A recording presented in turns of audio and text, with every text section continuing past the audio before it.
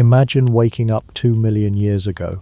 The sun barely peeks over the horizon, birds squawk in the distance, and you stretch out on the hard ground, or, if you're lucky, on a bed of leaves that didn't poke you in the ribs.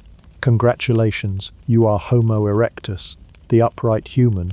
The very name erectus tells you something important. You walk on two legs. Unlike some of your ancestors who were still part-time tree dwellers, you are committed to the ground. Bipedalism is your signature move. You strut through life upright, which is excellent for scanning your surroundings for predators.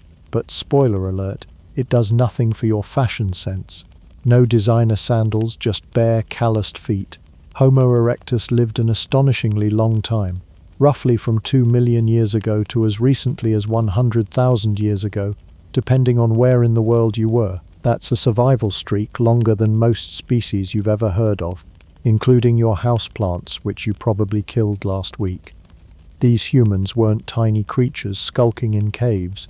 They were robust, strong, and surprisingly adaptable, which allowed them to wander out of Africa and into parts of Asia and Europe.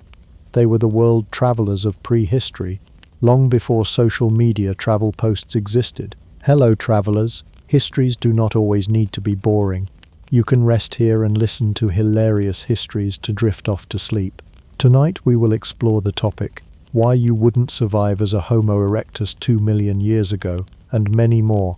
Before we continue, leave a comment to let me know when and where you are listening to this, and hit the subscribe button, but only if you enjoy what I do here. Let's begin. Physically, Homo erectus was impressive and intimidating all at once. Their bodies were sturdier than those of earlier humans, with thick bones built for enduring long walks, hunting, and dodging predators. Their skulls were thick, providing a sort of natural helmet, and their brains, larger than those of their predecessors, though still not quite the size of modern humans. The increase in brain volume gave them a leg up in problem solving, finding food, making tools, and perhaps even figuring out how to avoid death by giant predators. But don't get too confident. Bigger brains did not mean better dental hygiene. Their teeth were still enormous, jutting out in ways that would make a dentist today reach for the smelling salts. Now let's talk height. Standing upright comes with perks. You can see farther, reach higher, and in theory, intimidate small predators with sheer size. But there's a downside. Saber-toothed cats and large hyenas didn't care that you could see them coming. Being tall did not make you immune to being lunch. The good news, you stand tall. The bad news, that height doesn't stop saber-tooths from noticing you. So while you might have felt majestic striding across the savannah, remember, you were part of a dangerous ecosystem where elegance could still get you eaten. Appearance-wise, Homo erectus looked like a tough, survival-hardened version of a modern human. Their arms and legs were long and muscular, built for walking, running, and probably the occasional panic sprint from predators. Their faces had prominent brow ridges, giving them a perpetually serious look, as if they were always judging your life choices. The jaw was strong, teeth capable of crunching raw meat and tough plants alike, and their noses were wide, likely adapted to hot climates to help regulate temperature. Hair patterns remain a mystery, but it's safe to assume they were not rocking a man bun or a carefully styled coif. More likely something functional, maybe like a natural helmet of hair, good for sun protection and bug defense. Homo erectus were also pioneers in the human story. They weren't just surviving, they were innovating. They figured out how to make basic stone tools, and evidence suggests they may have learned to harness fire. Their lives were a mixture of triumph, terror, and trial and error. A day in their world involved foraging for food, keeping an eye out for predators, and perhaps some primitive social interaction. But for now, in this chapter, we're just meeting them. Think of it as your introductory handshake with one of your very distant relatives. Except this relative might have tried to eat you if you weren't careful. It's worth emphasizing their adaptability. Homo erectus lived in a variety of environments, from the warm African savanna to the cooler reaches of Asia. They endured fluctuating climates, migrating as necessary, demonstrating early human ingenuity and resilience. This adaptability helped them survive for millions of years, making them one of the longest-lasting human species. You can almost hear them muttering to themselves as they walked across an unfamiliar terrain. Well, this is new. Better figure it out before something eats me. In short, Homo erectus is a species worth studying not just because they walked upright, but because they laid the groundwork for every human that came after them. They were strong, clever, and terrifyingly toothy. They faced enormous challenges without modern medicine, technology, or comfort, and yet they thrived, which brings us to the hard truth for you. Sitting comfortably on your chair with a coffee in hand, you would not last a day in their world, not even one day. But don't worry, you get to learn about them safely from a distance and enjoy the humor of history without worrying about being dinner for a hyena. Picture yourself waking up as a Homo erectus. You rub the sleep from your eyes, or more accurately, you fling aside the leaves and dirt you used as bedding, and immediately face your first problem of the day: food. Unlike our modern lives where breakfast is a quick cereal bowl or avocado toast, your morning meal depends on what you can scare, dig up, or tear apart. There's no supermarket, no corner cafe, not even a vending machine. Breakfast? More like, will this kill me if I eat it? And spoiler alert, the answer is sometimes yes. Homo erectus had a varied diet, but it was also opportunistic. They were omnivores, which means they didn't discriminate much if it moved or grew. It could be food. Small animals, insects, roots, nuts, berries, and the occasional lucky scavenged meat made up their menu. And while they had stone tools to help them, everything took effort. Unlike today, where you can press a button to toast bread, Homo erectus had to track prey for hours, chase it, and use brute strength to bring it down. A rabbit could outwit you, a tortoise could test your patience, and don't even think about squirrels. They were nature's little comedians, always just out of reach. Hunting was a game of strategy, endurance, and sometimes dumb luck. Groups of Homo erectus likely worked together to corner prey, but coordination was far from perfect. Imagine a ragtag team of early humans trying to herd antelopes while some members trip over their own feet or decide the berries along the way are worth a snack. Stone tools came in handy, but they were basic rocks, sharpened sticks, or rudimentary knives made from flint. Nothing precise, nothing fast, just whatever could stab, chop, or hack effectively enough to survive. And if you missed, congratulations, the animal ran off, leaving you hungry and mildly embarrassed. Scavenging was another survival tactic. Not all Homo erectus were master hunters, and some relied on leftover carcasses from other predators. This is where courage or insanity came in. Approaching a fresh kill meant you had to compete with lions, hyenas, or even other humans. It wasn't a polite "may I have some of your leftovers" situation. It was more like a high-stakes game of who could grab the meat without becoming it. And in case you're wondering, yes, sometimes you lose. Plant-based foods were slightly less dangerous, but not by much. Edible plants were plentiful, but identifying them correctly required knowledge and experience. Eat the wrong root, and you could be stomach-churning sick or worse. And preparation? Limited. You chewed most things raw, which often meant that tough roots tested not just your jaw strength but your patience. Some berries were sweet, some were bitter, some were poison disguised as dessert. There was no way to know until you tried, and often learned the hard way. Then there was the timing of food. Unlike modern humans who snack, graze, and have 3 meals plus a coffee break, Homo erectus's eating schedule depended entirely on availability. Some days the group might feast on a lucky hunt. Other days they went hungry, chewing on whatever roots or insects could be found. Meals were sporadic, unpredictable, and often more desperate than delicious. The thrill of survival added spice, though. Nothing tastes better than a meal you almost didn't live long enough to eat, unless of course it's inedible, in which case it just tests your resolve and your gag reflex.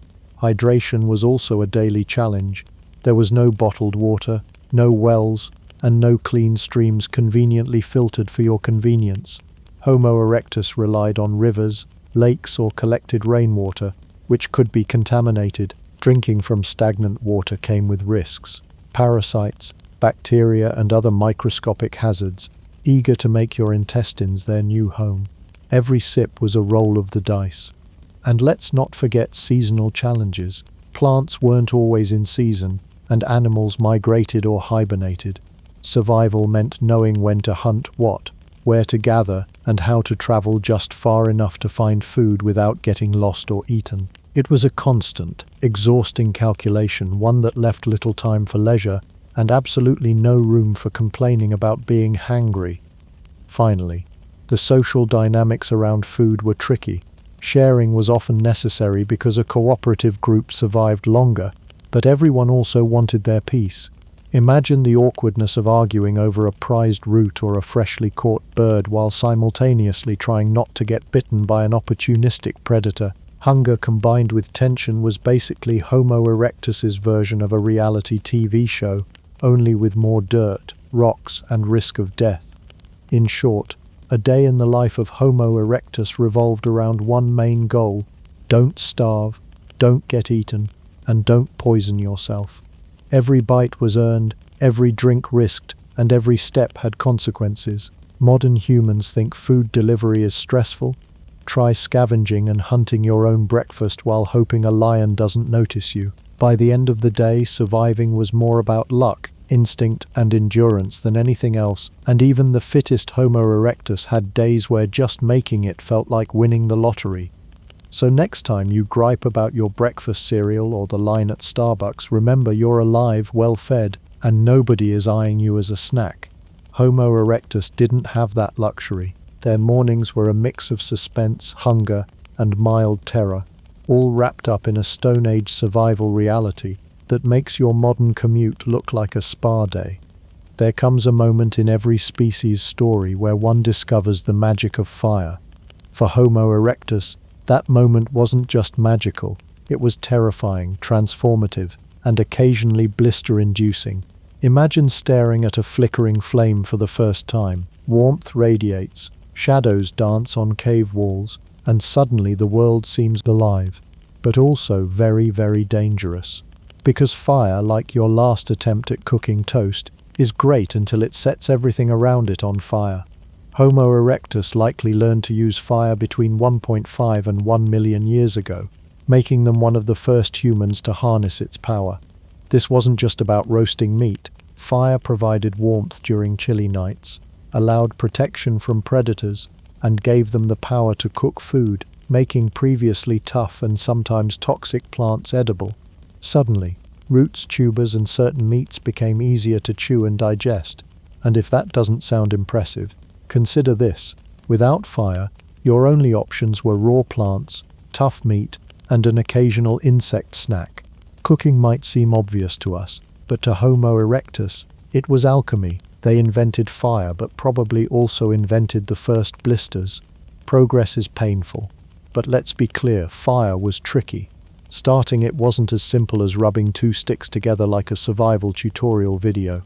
Homo erectus probably had to rely on lightning-struck wood, naturally smoldering embers, or the occasional lucky volcanic spark.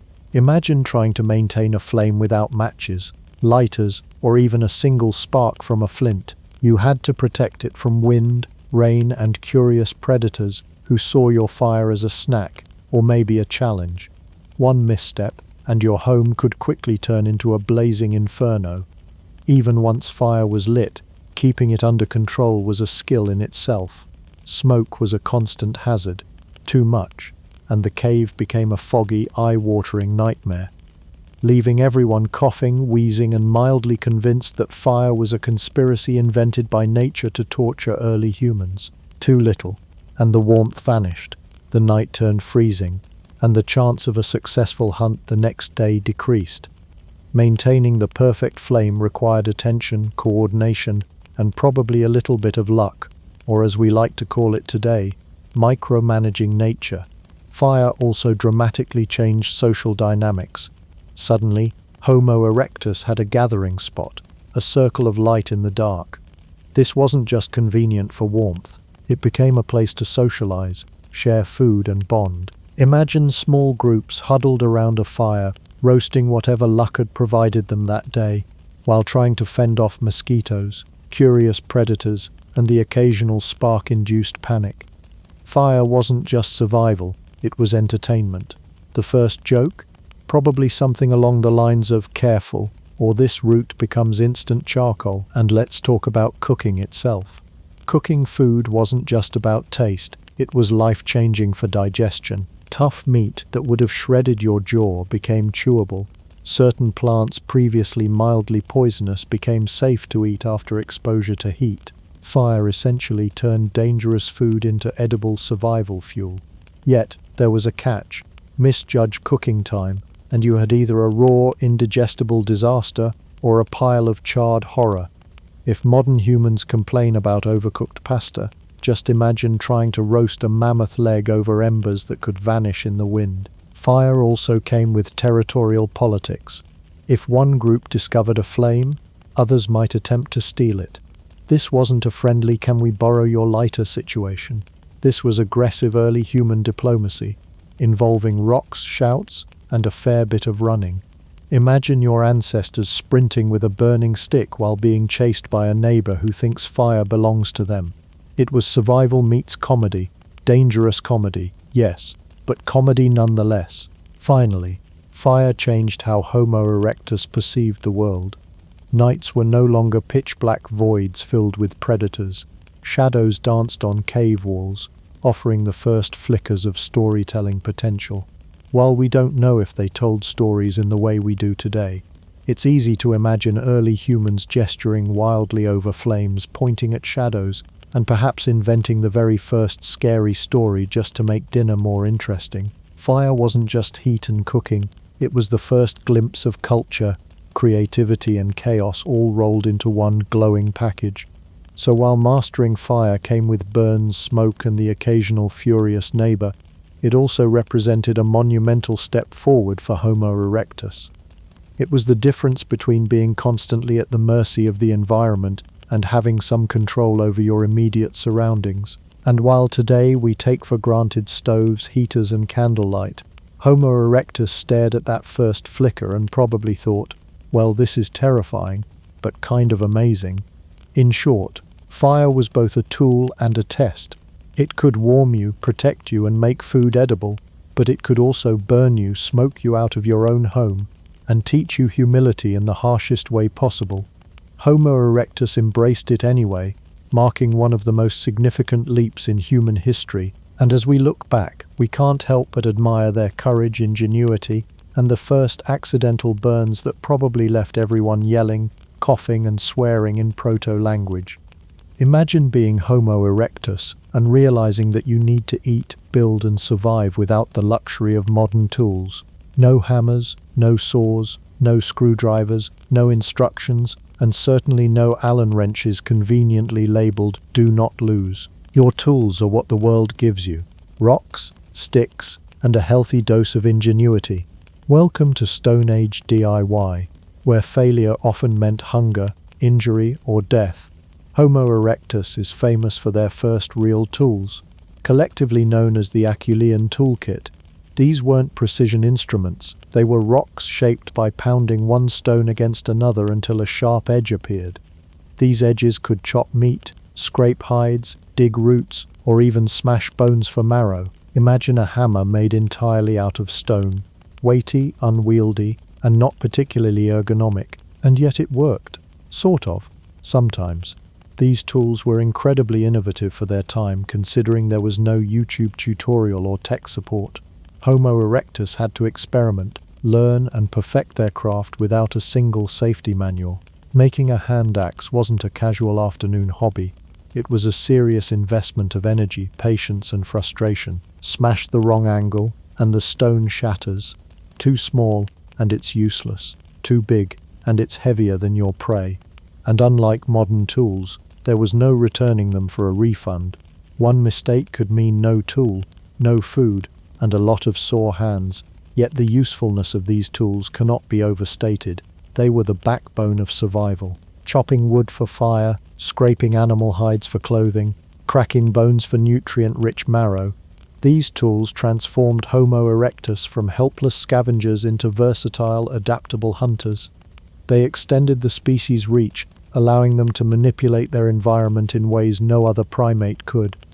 In short, stone tools were basically the Swiss Army knives of the Stone Age, minus the screwdriver, can opener, and disappointment-free warranty. But let's be honest, using them was physically exhausting. Every activity required brute strength, whether pounding, chopping, or digging. There was no mechanical leverage, no ergonomic design, no electric drills, just you, your arms, and whatever luck helped you pick a rock that didn't snap mid-use. Want to crack a bone for marrow? Smash with a stone. Want to scrape a hide? Rub with another stone.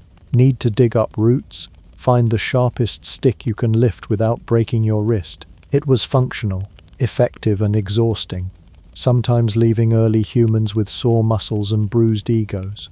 And don't underestimate the learning curve. A stone tool might look simple to us today, but the skill required to strike the stone at the correct angle to produce a usable edge was tremendous. Early humans had to develop hand-eye coordination, spatial awareness, and patience. Misjudge a swing, and not only do you ruin your tool, but you could also cut your hand, creating a minor wound that could become a major threat if infection set in. Tools weren't just implements, they were extensions of survival itself. Tools also had a social component. Knowledge of making and using tools was likely shared within the group, teaching younger members the ways of survival. This was a kind of early apprenticeship system. Watch, imitate, and eventually innovate. Some individuals may have become early DIY experts, the ones everyone trusted to make sharp, reliable tools, while the rest of the group focused on gathering food or watching for predators. Basically, imagine a prehistoric Bob the Builder, minus the helmet, plus more rocks, and a slightly higher chance of getting eaten. Innovation was both practical and iterative. Over time, stone tools became sharper, lighter, and more versatile. But there were always trade-offs. Sharper edges could break easily. Lighter tools were harder to control, and all of them required constant maintenance. A dull stone was useless for hunting, cutting, or defending yourself. A cracked stone could injure the user instead of helping, and yet Homo erectus persisted, experimenting with new forms, testing new angles, and discovering what worked, sometimes painfully. Humor and tragedy often mingled in tool use. Imagine trying to split a large bone for marrow, only to have the stone slip and fly across the clearing. It's harmless for the prey, but now you have a sore hand, no bone, and the rest of the group silently judging your aim, or scraping a hide, only to accidentally cut through a tendon instead of the outer layer. No IKEA furniture back then. Your rock hammer either works or you eat it. That's Stone Age reality. Success came from perseverance, skill, and sheer luck. Tools also defined Homo erectus's relationship with their environment. They weren't passive participants, they shaped their world, modifying animals, plants, and landscape to survive. Without these tools, their survival chances would plummet. They could neither efficiently hunt nor protect themselves. Every piece of flint, every sharpened rock was a lifeline, a weapon, and a creative achievement all in one. In short, Homo erectus didn't just survive. They engineered their survival with stone, sweat, and ingenuity.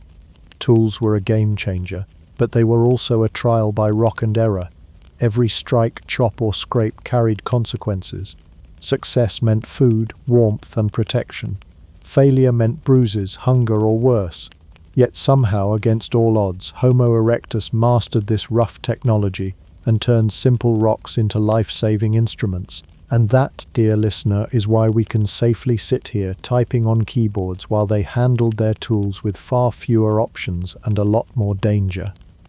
Imagine waking up on a chilly morning 2 million years ago. The wind cuts across the savannah, leaves rustle ominously, and your bed of grass offers only minimal warmth.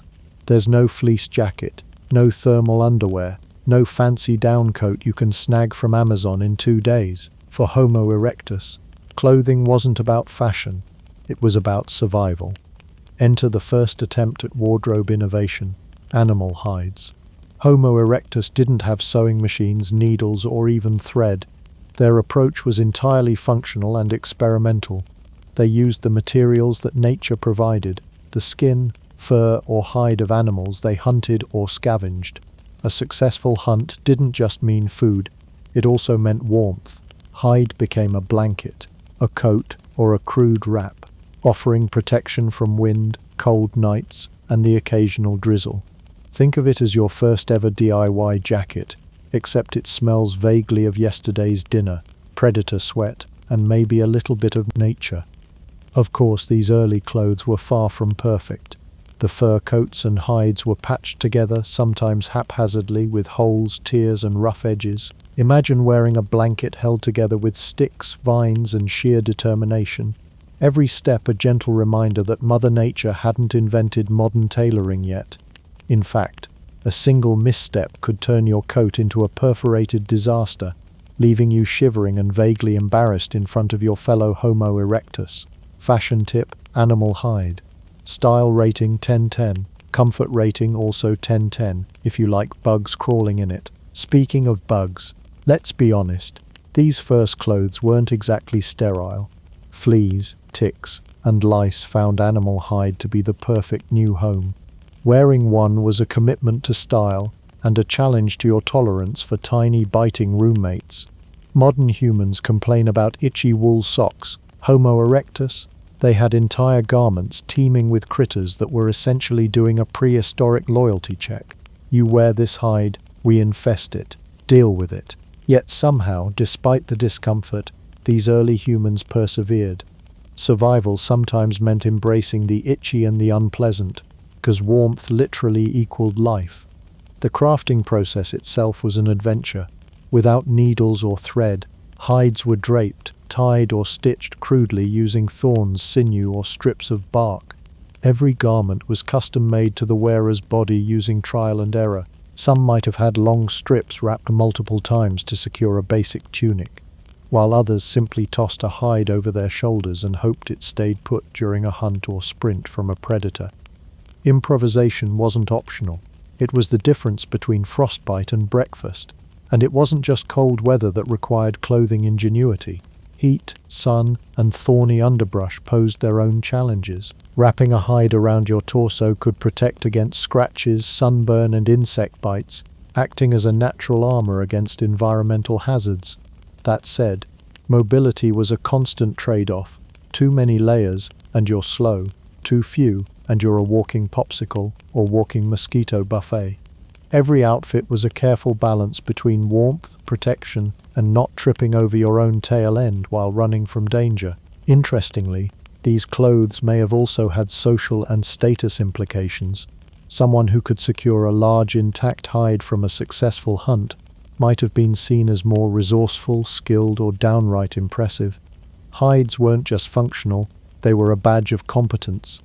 Imagine showing up at a communal gathering, draped in a particularly impressive piece of animal skin, while someone else is shivering in a patchwork nightmare. Status through survival. It's basically the earliest version of haute couture, but with more blood and less thread. Homo erectus also had to adapt to regional climates, which meant clothing strategies varied depending on where they lived. Those in cooler regions needed thicker, layered hides to survive harsh winters. Those closer to the equator might have used lighter furs or sparse wrappings, focusing more on protection from sun and insects than freezing temperatures. In every case, the principle remained the same. Clothing was a tool, a shield, and occasionally a bug hotel, all wrapped into one.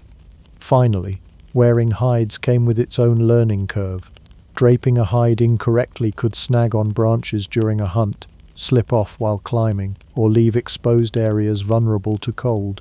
Properly worn clothing required awareness, practice, and sometimes collaboration. A small miscalculation could result in a frigid night or an embarrassing stumble in front of the group, teaching Homo erectus that fashion and survival weren't mutually exclusive, but they were definitely challenging. In short, Homo erectus didn't invent fashion. They invented functional, survival-based clothing. Animal hides weren't just garments, they were shields against the elements, portable blankets, and even early social indicators. Every wrinkle, tear, and patch was a testament to human ingenuity under extreme pressure. And yes, bugs were inevitable. But warmth, protection, and the occasional sense of pride made every itchy, cumbersome wrap worth it. So next time you complain about a tight sweater or itchy shoes, remember, your ancestors wore bugs, blood and sweat as everyday attire and somehow survived. Comfort was a luxury they couldn't afford, but survival? That was a full-time, hide-wrapped, sometimes flea-infested profession. Surviving as a Homo erectus wasn't just about avoiding predators, scavenging food, or mastering stone tools. It was also about navigating the chaos of small group living. Imagine spending every waking moment with a handful of people who are genetically your relatives, all of whom are hungry, tired, and slightly panicked at the sight of the next lion. Family drama isn't new. Your ancestors fought over food too, only their tantrums involved rocks, growls, and the occasional dramatic glare across the campfire. Homo erectus lived in small social groups, likely ranging from a dozen to a few dozen individuals. This wasn't a casual hangout, it was a tight-knit survival team, where cooperation could mean the difference between life and death. Hunting was rarely a solo sport. To bring down prey, even a small animal, you needed strategy, coordination, and a fair amount of stamina.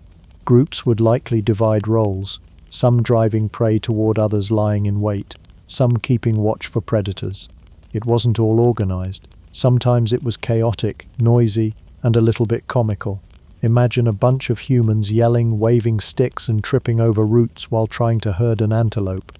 But cooperation wasn't just about hunting. Caring for the young was central to group survival. Homo erectus infants were vulnerable, unable to fend for themselves, and utterly reliant on adults for food and protection. Nursing mothers, older siblings, and other group members all contributed in some way, likely by bringing food, keeping predators at bay, or simply providing warmth and protection. This created a network of interdependence, a primitive yet crucial version of It Takes a Village. Long before PTA meetings or awkward parent-teacher conferences existed, despite the advantages of living in a group, conflicts were inevitable. Imagine a freshly caught rabbit laid on a flat rock. Who gets the first bite? Who gets the prime sleeping spot in the cave? Arguments weren't handled with polite discussion or democratic voting.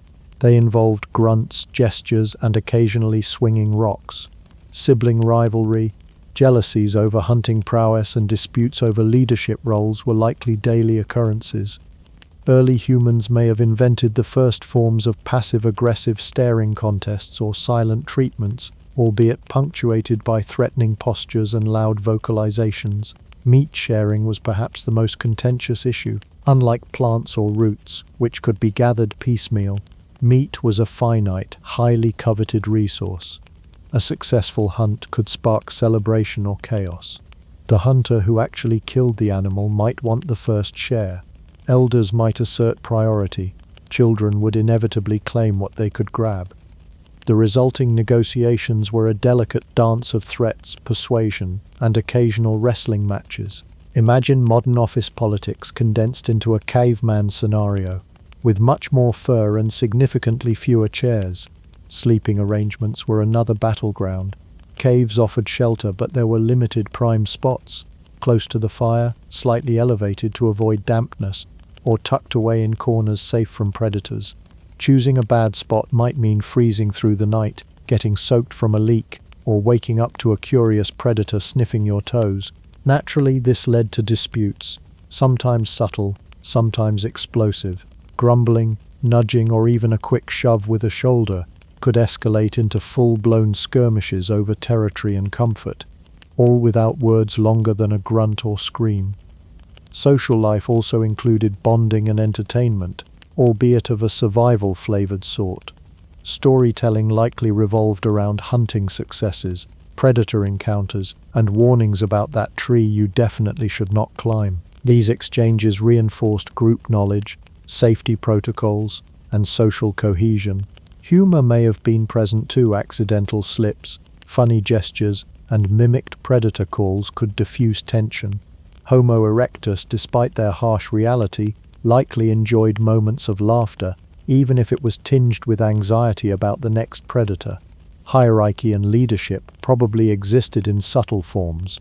The strongest or most experienced individuals likely guided hunts and made critical decisions, but leadership was not absolute. It was earned through competence, not election. Someone who repeatedly failed to catch food or defend the group, risked losing influence or even being ignored during key survival tasks. In essence, social status was directly tied to practical skills, not charisma, Instagram followers, or fashion sense, though a well-maintained hide might have helped. Finally, Homo erectus's social structure offered emotional as well as practical support. Living in small groups meant you weren't facing danger entirely alone. Bonds developed out of necessity, but they also facilitated cooperation, teaching, and early forms of culture. Sharing food, keeping watch at night, and collectively navigating the unpredictable world built trust, interdependence, and perhaps the first inklings of empathy in human history. In short, Homo erectus' social life was a complex mix of cooperation, conflict, and comedy. Groups were tight-knit survival units, balancing hunting, childcare, and defense with personality clashes, territorial disputes, and the occasional dramatic food fight. Every day required negotiation, collaboration, and diplomacy, all without language as we know it, chairs to sit in, or even polite conversation skills. Family drama wasn't new, it just came with more fur, rocks, and survival stakes. So while your modern arguments over the TV remote or refrigerator space seem trivial, remember, your ancestors faced daily squabbles where the stakes were literally life and death, and yet somehow Homo erectus managed to survive, proving that even in the Stone Age, humanity thrived on connection, cooperation, and a little bit of chaos. Homo erectus had brains larger than their ancestors, about 900 to 1,100 cubic centimeters, compared to roughly 400-500 in earlier hominins. That's right, your upright ancestor had a brain almost twice the size of a chimp's, capable of more problem-solving, better coordination, and perhaps some primitive planning. Too bad it didn't come with a manual for dodging lions, avoiding flash floods, or figuring out that the muddy river you're about to cross is also home to hungry crocodiles. Despite their enhanced intellect, Homo erectus was still very much at the mercy of nature. Intelligence helped, but it didn't eliminate risk. Survival was a constant balance between planning, instinct, and sheer dumb luck. They could make tools, light fires, and coordinate hunts, but when faced with a sudden storm, a treacherous river, or a lurking predator, all that brainpower sometimes felt useless. It's like having a state-of-the-art smartphone with no signal, battery, or apps. Great potential, very little immediate help. Take river crossings, for instance. Rivers provided water, food in the form of fish, and fertile land nearby, but they were also hazards. Swift currents, slippery rocks, and submerged predators made crossing a game of chance. Even a well-thought-out strategy could fail if the current was stronger than expected, or a hippo decided to practice its sudden appearance technique. Homo erectus might have built rudimentary rafts from logs or carefully tested shallow spots, but even careful planning couldn't guarantee safety. One wrong step, and a whole day's hunt could end in a soggy disaster.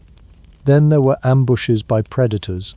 Lions, leopards, hyenas, and even giant snakes roamed the landscapes. Bigger brains allowed Homo erectus to observe patterns, use tools defensively, and coordinate escapes, but predators were cunning.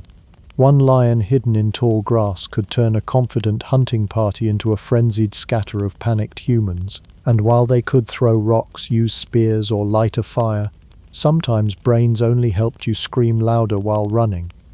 Environmental hazards weren't limited to predators. Harsh climates posed continual threats. Freezing nights, scorching sun, torrential rains, and seasonal droughts demanded constant adaptation. Homo erectus may have draped hides, sought shelter, and timed movements carefully, but even the cleverest strategies could fail when the weather didn't cooperate. Imagine shivering through a rainy night in a hide with more holes than a sieve, or sweating through a blistering midday sun with nowhere to rest. Survival required resilience as much as intelligence. Their brains did help with problem-solving under pressure, though. Homo erectus could plan hunting ambushes, fashion better tools, and remember locations of water sources or fruiting trees, a skill that clearly made the difference between life and death. They could use fire strategically, avoiding nighttime predators, and adapt to changing landscapes. But intelligence didn't always translate to foresight.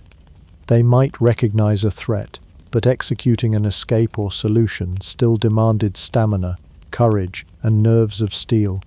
One wrong misstep could render even the most brilliant plan moot.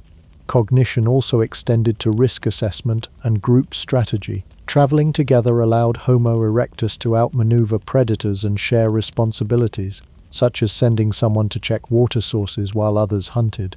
Cooperation plus intelligence meant they could anticipate some dangers, but nature had a habit of introducing new and unpredictable hazards. Landslides, sudden floods, or unexpected predator migrations reminded them that brains were useful but not magic.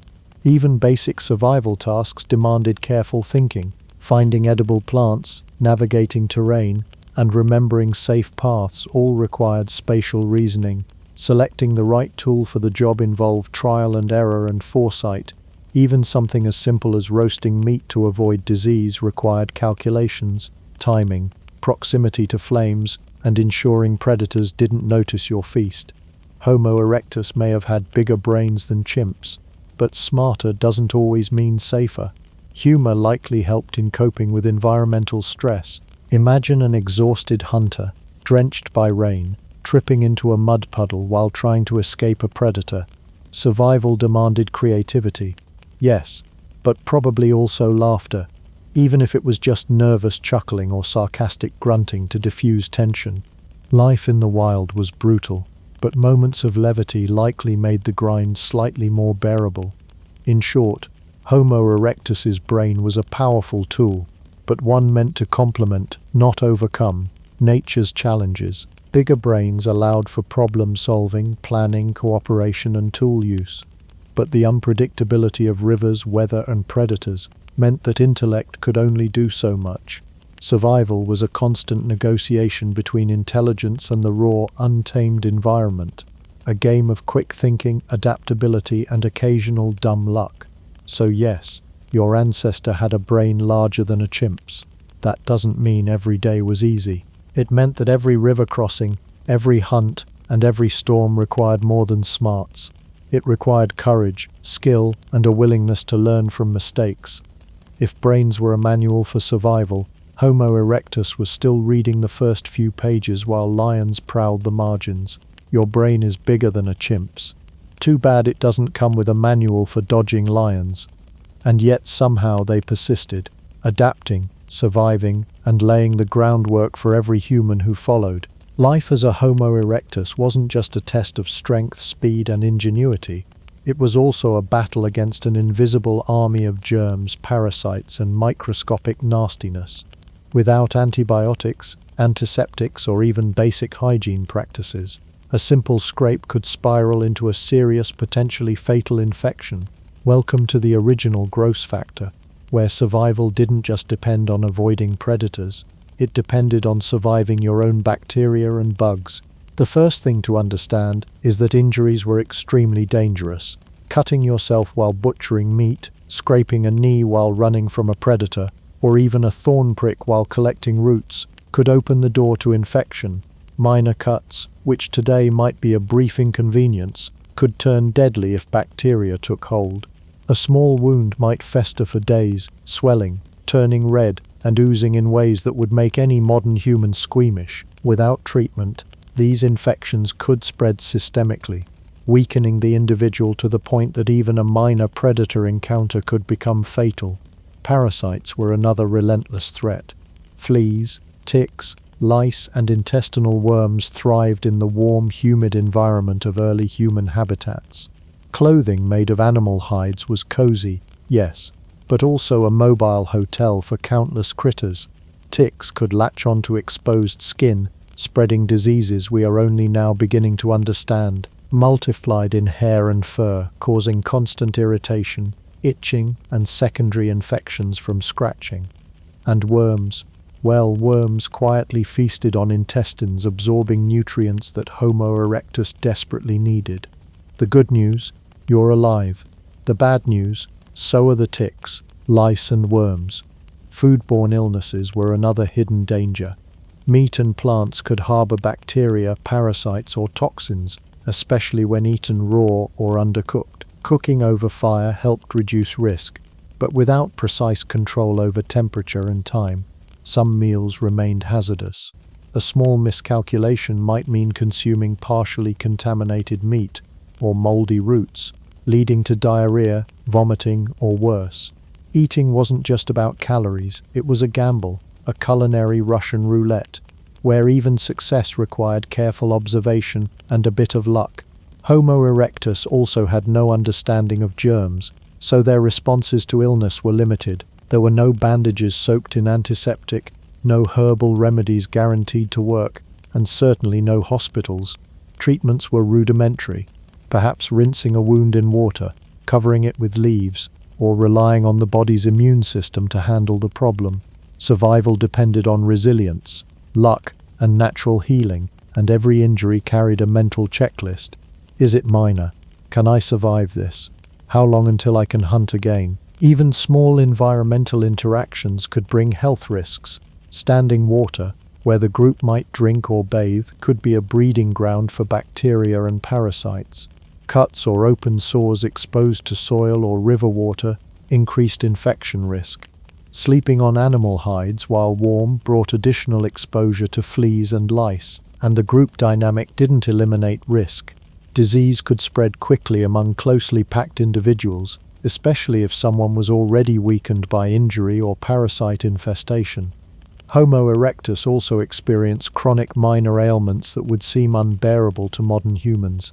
Headaches, fevers, gastrointestinal distress, and fatigue were part of daily life. Minor injuries compounded these problems, slowing hunters and gatherers, making them vulnerable to predators, and occasionally forcing the group to make tough decisions about who could keep pace. Survival was about more than raw strength. It was about enduring discomfort, avoiding infection, and outlasting minor catastrophes that could quickly escalate. Humor, even if unintentional, likely played a role in coping. Imagine a group huddled around a fire, nursing infected cuts, scratching fleas, and swatting away mosquitoes while someone dramatically complains about an intestinal worm.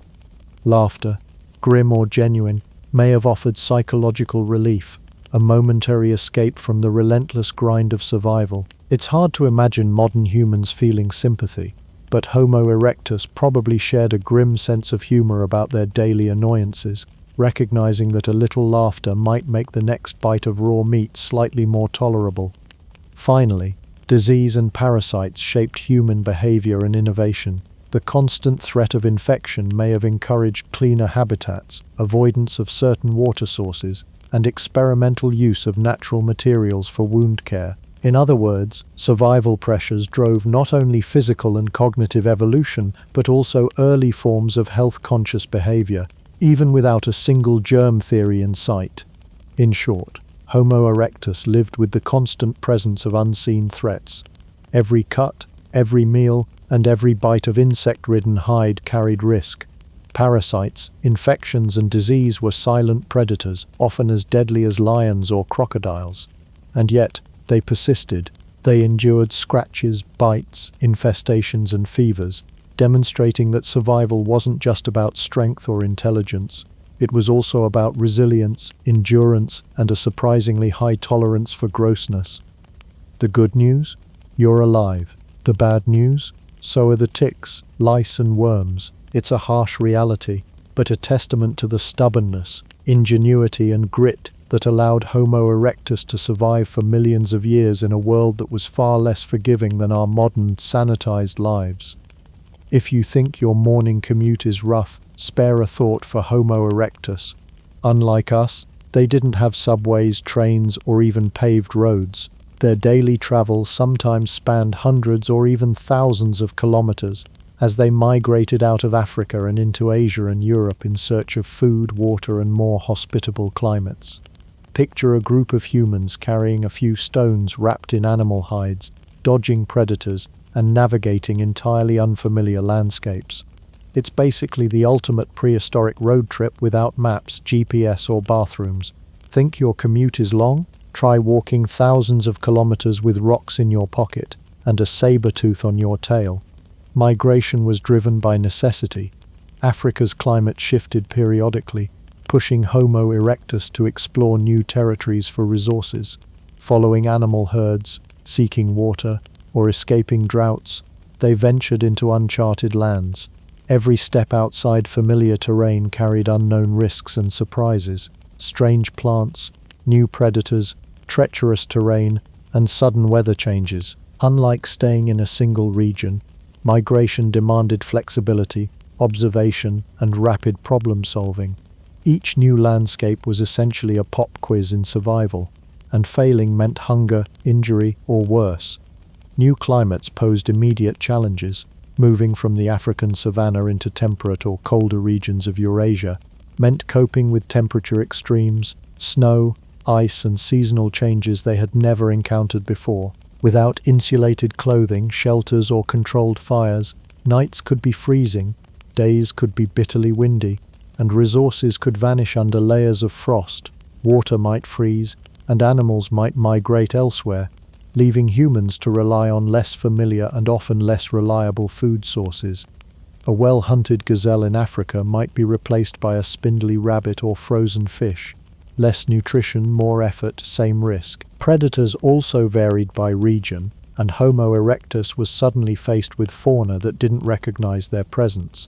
Lions were scary enough, but European caves held wolves, hyenas, and mammoths, while Asian territories might include tigers or giant snakes. Each step into a new region demanded heightened vigilance, an understanding of terrain, and sometimes sheer luck. Strategies that worked in Africa didn't always translate to success elsewhere. An ambush planned for a grassland predator might fail spectacularly against a den-dwelling wolf or a tiger lurking in bamboo thickets. Food scarcity added another layer of challenge. Migrating humans had to adapt their diet as available resources changed. Plants they could recognize and safely eat in Africa might be unknown or toxic elsewhere. Hunting methods had to adapt to unfamiliar animals whose behavior they didn't yet understand. A misjudged spear throw or botched trap could mean going without food for days, forcing the group to ration, scavenge, or risk dangerous hunts. Hunger was a constant motivator and a harsh teacher. Migration wasn't just a physical challenge, it was logistical chaos. Carrying tools, hides, children, and fire-making materials over uneven terrain required endurance and coordination. Groups had to maintain cohesion while moving, ensuring nobody got lost or left behind. One wrong turn in an unfamiliar river crossing or forest could separate individuals from the main party, leaving them vulnerable to predators, starvation, or environmental hazards. Group survival relied heavily on communication, likely a mix of gestures, grunts, and carefully timed warning calls, and trust, which could make or break the journey.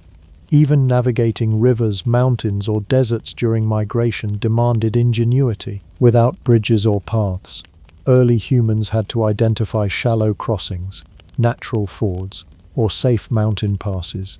The wrong choice could result in exhaustion, injury, or worse.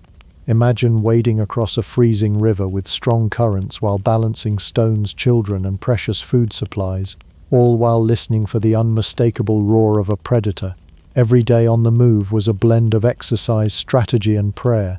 Yet migration brought opportunity. Moving into new regions allowed Homo erectus to exploit untapped resources, find safer shelters, and spread their species over vast areas.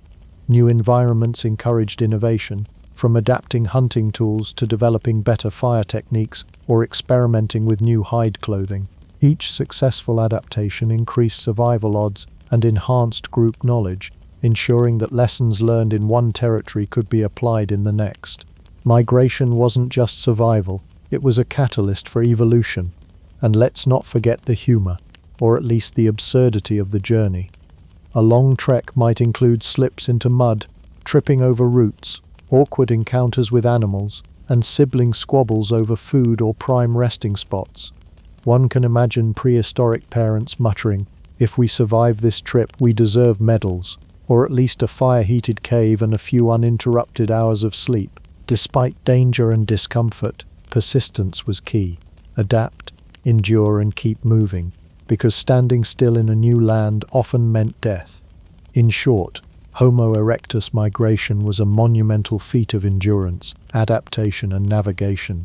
Every step carried risk, every new climate challenged survival skills, and every predator reminded them that intelligence and strength were constantly being tested. Yet, despite the hardships, these migrations expanded the species' range, fostered innovation, and demonstrated resilience unmatched by many contemporaries. Think your commute is long? Try walking thousands of kilometers with rocks in your pocket and a saber tooth on your tail. And somehow, through sheer determination, Homo erectus did exactly that, paving the way for generations to come. After walking, running, dodging predators, braving rivers, scratching at bugs, and improvising fashion from animal hides, it's time to face a simple truth. You, modern human, would not last a day as a Homo erectus. Let's take a moment to recap the gauntlet of survival challenges that defined life 2 million years ago, and why, despite your impressive thumbs and streaming subscriptions, you would quickly become a cautionary tale in the annals of prehistoric history. First, there's food. Hunting was brutal, dangerous, and mostly unpredictable. You'd have to chase, trap, or club small game without rifles, bows, or even traps that didn't require you to hang off a cliff while praying for gravity to be merciful. Scavenging carried its own risks. Spoiled meat, territorial predators, or accidentally swallowing something that would cause a very inconvenient stomach revolt. Breakfast wasn't about oatmeal or toast, it was "will this kill me if I eat it?" Eating meant risk, planning, and the occasional terrifying eye contact with a predator. Your modern fridge would be a fantasy. Then there's fire, humanity's early answer to cold, darkness, and raw meat. Mastering it was painful, smoky, and highly flammable. One false spark, one misplaced log, and your cave, your hide coat, or even your entire group could be reduced to ashes. You'd need dexterity, patience, and nerves of steel, because the reward for failure wasn't embarrassment, it was charcoal and death by hypothermia or predator. And yes, that also means the blisters, singed hair, and smoky eyes that accompany every single fire attempt. Progress is painful. Hunting tools, stone implements, and other DIY gadgets didn't make life easier. They demanded constant effort and brute strength. Every task required physical labor, chopping wood, scraping hides, or hammering rocks into shape. Forget about Allen wrenches or IKEA instructions. One wrong strike, and you either end up with a useless shard of rock, a smashed thumb, or dinner that's still unfortunately raw. Modern humans might consider a DIY shelf challenging.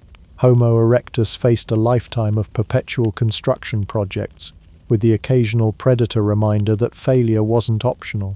Disease and parasites added a whole new level of horror.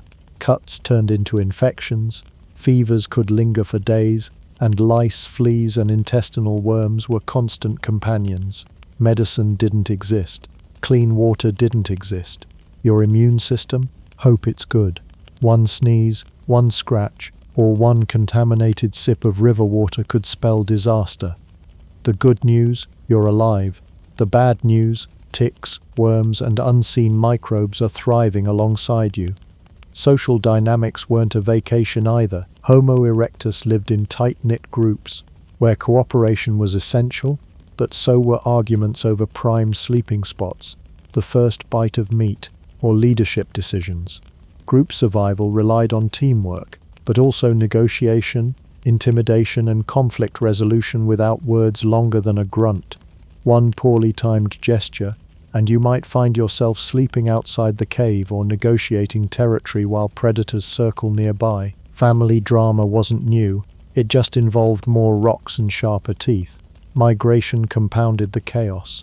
Leaving the familiar African savanna meant walking thousands of kilometers, encountering new predators, harsh climates, and unfamiliar food sources. Rivers, mountains, and forests were obstacles, not scenic backdrops. The challenge wasn't just surviving, It was navigating uncertainty without a GPS, compass, or even a snack bar for energy. One misstep, one wrong river crossing, and your journey ends abruptly. Commuting in modern traffic suddenly seems delightful. Contrast all this with modern life. You have climate-controlled homes, supermarkets, medicine, running water, and Wi-Fi. Your meals are predictable, your tools efficient, and your social disputes typically resolved without swinging rocks. The comforts we take for granted are survival luxuries Homo erectus could only dream about. Heat in winter, fire had to be earned, maintained, and protected. Dinner delivered to your door, food had to be hunted or scavenged under threat of starvation or predator attack. Minor illness, without medical care, even a small cut could become a death sentence. And yet, despite all these challenges, Homo erectus survived for over 1 million years, spreading across continents, adapting to diverse climates, and innovating with tools, fire, and social organization. They accomplished this with no Wi-Fi, no antibiotics, and certainly no pizza delivery. Every day was a gauntlet. Survive the elements, avoid predators, negotiate social tension, and make it to the next sunrise without falling victim to disease or injury. So why wouldn't you survive? Simple. Modern humans are soft, spoiled, and entirely unprepared for a lifestyle where survival is a full-time job with zero guarantees. Your brain may be bigger, your thumbs more dexterous, and your technology miraculous, but the raw, brutal demands of prehistoric life leave little room for error. In short, you'd be outmatched, underprepared, and probably eaten, frozen, or eaten again. No doctors, no Wi-Fi, no pizza delivery. Survival 101. Basically impossible, unless you're made of rock and sheer stubbornness. Homo erectus thrived not because life was easy, but because they were resilient, adaptable, and tenacious in the face of every conceivable hazard. And that's why, while you may have mastered Instagram and instant noodles, your prehistoric ancestor would have laughed if they had time between dodging predators and starting a fire.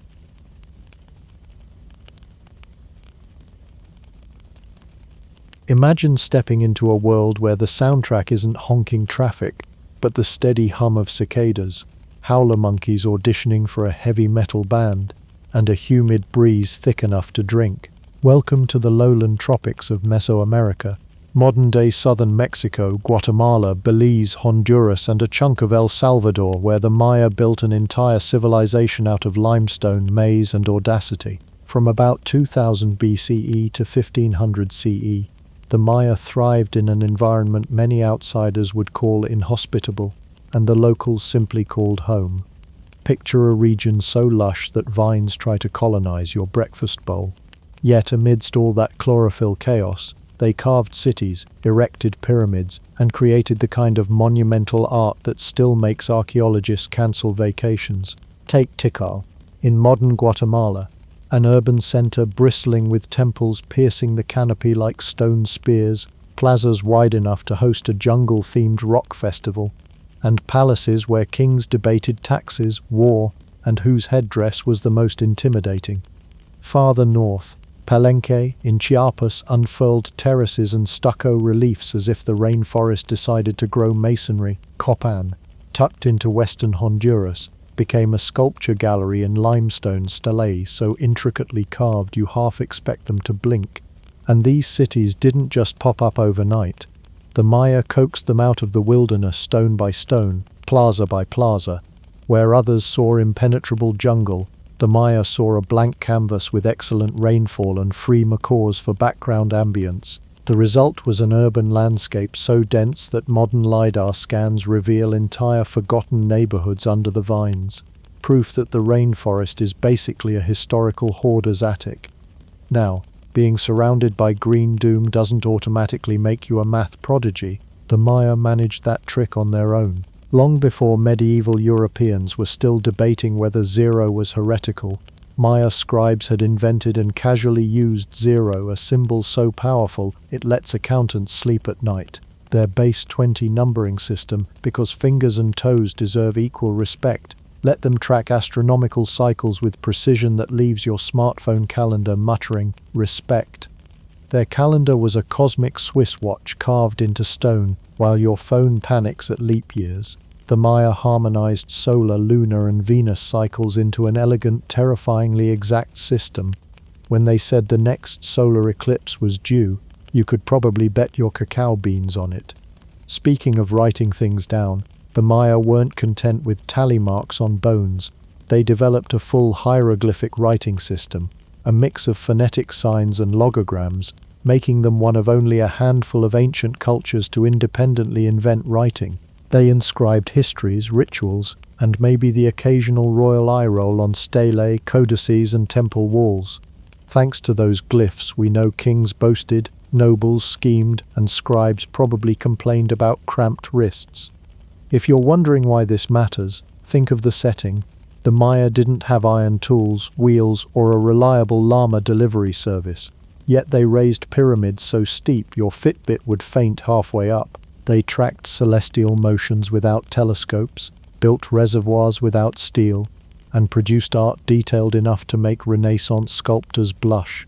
They engineered causeways, elevated stone roads slicing through wetlands, as if mocking the notion that you can't build infrastructure in a swamp. Daily life in these early centers meant contending with heat, humidity, and a mosquito population eager to audition for vampire roles. And yet, the Maya designed urban water systems, ceremonial plazas that doubled as rainwater collectors, and agricultural terraces that looked like green stairways to the horizon. Overachievers? Absolutely. Over-caffeinated? Quite possibly, since cacao wasn't just dessert, it was currency, fuel, and spiritual pick-me-up rolled into one foamy beverage. Their architectural style blended practicality with drama. Temples rose in abrupt angles, staircases invited calves of steel, and carved masks glared at visitors like stone bouncers. Ceremonial centers aligned with celestial events. The universe itself became an honorary city planner. Every sunrise across a pyramid's edge wasn't an accident, it was a carefully orchestrated cosmic announcement. Yes, we checked with Venus, and today's good for rituals. What sets the Maya apart is their tenacity. Building skyscraper pyramids in the tropics without metal or draft animals is like opening a sushi bar on the moon. Improbable, yet deliciously audacious. Their cities pulsed with markets, games, rituals, and bureaucracy, all while the rainforest tried hourly to reclaim the real estate. And humor aside, their intellectual legacy is staggering. The concept of zero alone places them in an elite club of mathematical pioneers. Add in a calendar system capable of predicting solar eclipses centuries in advance, and you're no longer just farming maize, you're running a data-driven civilization before Google Earth was a gleam in anyone's eye. So when someone mutters that the Maya mysteriously disappeared, remember, these were people who turned jungles into metropolises, tracked Venus like cosmic paparazzi, and wrote histories that outlasted kingdoms. They didn't stumble into greatness. They meticulously engineered it, one limestone block and one glyph at a time. Or, to put it succinctly, the Maya weren't lost in the jungle. They owned the jungle. They didn't just keep calendars. They built a calendar so accurate, your smartphone feels inadequate. If the last part gave us the skyline, this part is about street-level reality. The daily rhythm beneath the shadow of temples, and how a jungle civilization kept the lights, or at least the torches on. The sacred ceiba tree, with roots plunging into the underworld and branches touching the heavens, stood in plazas as a cosmic signpost. Here lies the center of everything, also the gossip hub. Maya society was less classless commune, more carefully stacked tortilla. At the top perched the Ajar, the king. His job description combined CEO, high priest, military general, and public relations influencer. Kings claimed divine lineage. If your family tree allegedly sprouted from gods, you didn't have to bother with humble resumes.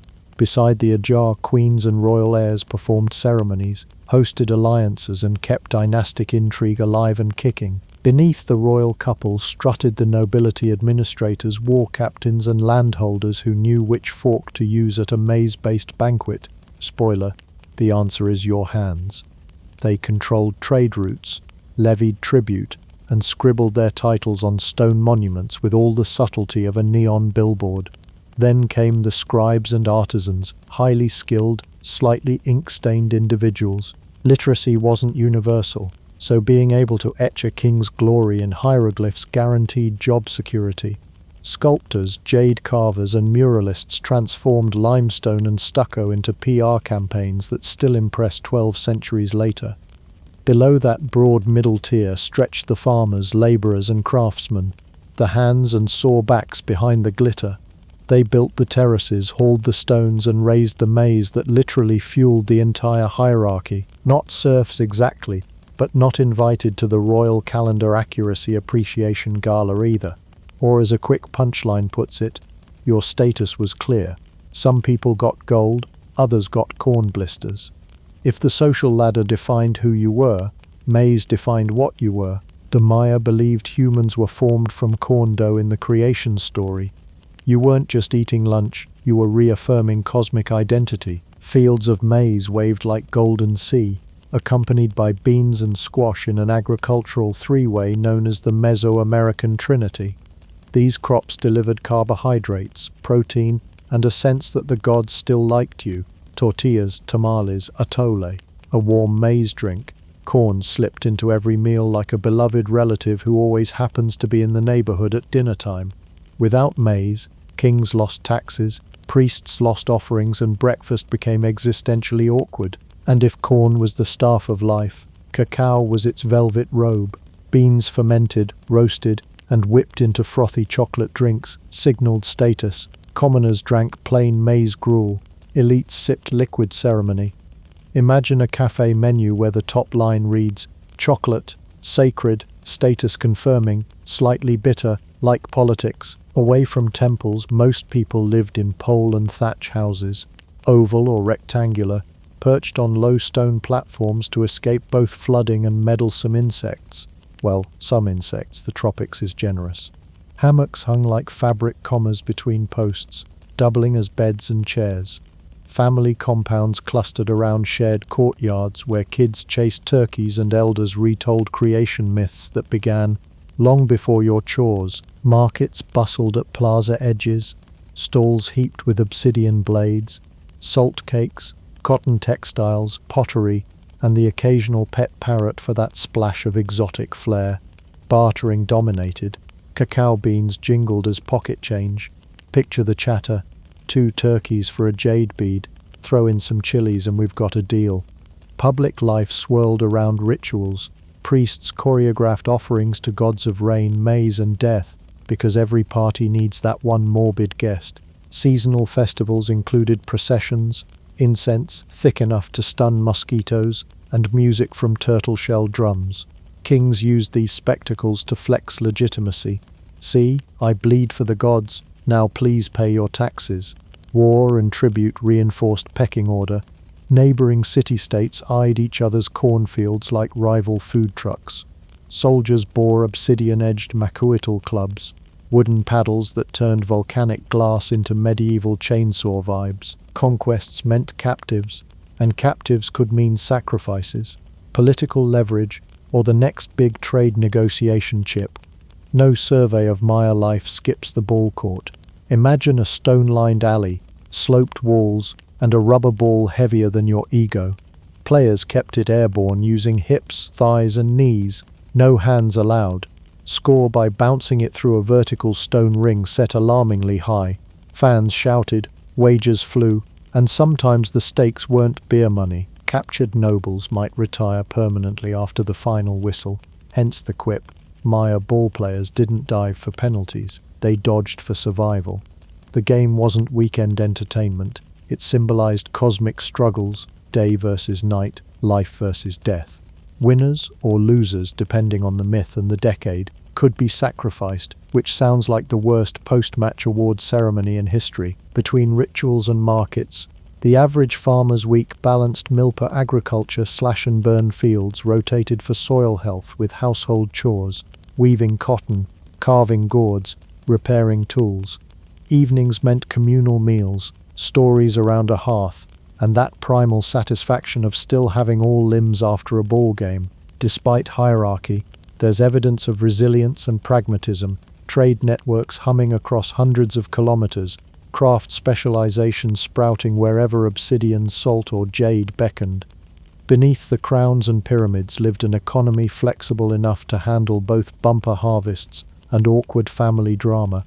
Life under the ceiba tree wasn't equal, but it was ordered. From hammocks to hieroglyphs, cornfields to cacao mugs, the Maya bound cosmology, cuisine, and class together into a culture sturdy enough to survive centuries, even as cities later faltered. If life under the ceiba tree anchored the Maya to earth, belief fastened their eyes skyward. The jungle was humid, insects never took holidays, and crops needed careful timing. Somewhere in that equation the heavens became both a clock and a courtroom. Every sunrise whispered a divine memo, every eclipse a celestial warning. Kings were not just rulers, they were cosmic middle managers tasked with keeping gods, planets, and farmers in harmonious alignment. Miss a ritual and you risked more than an awkward silence. You risked famine, rebellion, or at least a royal side-eye that could melt limestone. The pantheon was a kaleidoscope of personalities, each god wearing several hats and occasionally swapping them mid-myth. The maize god embodied life itself, sculpted in art as youthful, handsome, and eternally coiffed. Basically the influencer of the divine world. Chak, the rain god, brandished a lightning axe and kept the crops alive. He was the deity everyone wanted on speed dial during the dry season. The sun god Kinich Ajar strolled the sky daily, unbothered by SPF charts, while Ixchel, goddess of the moon, weaving and childbirth, managed everything from tides to midwives. There were gods for death, writing, travelers, even beekeeping, because apparently honey demanded spiritual oversight too. To live Maya was to exist in a neighborhood perpetually observed by celestial landlords. But belief wasn't armchair philosophy, it was a full-contact lifestyle. Each seed planted carried a ritual, each harvest required thanks, each royal accession demanded proof the heavens had RSVP'd. Priests were both theologians and astronomers, charting planetary movements with a patience that would humble modern data analysts. From the tops of pyramids they tracked the path of the sun across solstices, noting precisely when shadows aligned like cosmic high fives. The Maya tracked Venus with the precision of NASA, but with fewer spreadsheets, building intricate tables predicting its rising and setting decades ahead. Why obsess over a morning star? Because Venus was a celestial omen, linked to war, fate, and the kind of headlines kings preferred. Planet approves upcoming conquest. Temples and observatories doubled as scientific instruments. Stone windows framed sunrise on equinoxes, staircases became solar calendars, and entire plazas transformed into cosmic stage sets. Sites like Uxmal's Governor's Palace or Chichen Itza's El Caracol aligned so neatly with planetary events you'd think the architects moonlighted as astrophysicists. Yet these builders had no telescopes, no steel, no TikTok tutorials, just generations of sky watching, a sharp eye, and enough patience to make stargazing into statecraft. Politics and piety fused so thoroughly that separating them is like unbaking a tortilla. When kings performed bloodletting, drawing their own life essence to feed the gods, they weren't indulging in masochism, they were renewing cosmic contracts. A ruler's credibility hinged on delivering rain, fertility, and military victories, ideally in that order. Droughts weren't blamed on bad weather apps, but on rulers failing to keep divine inboxes clear.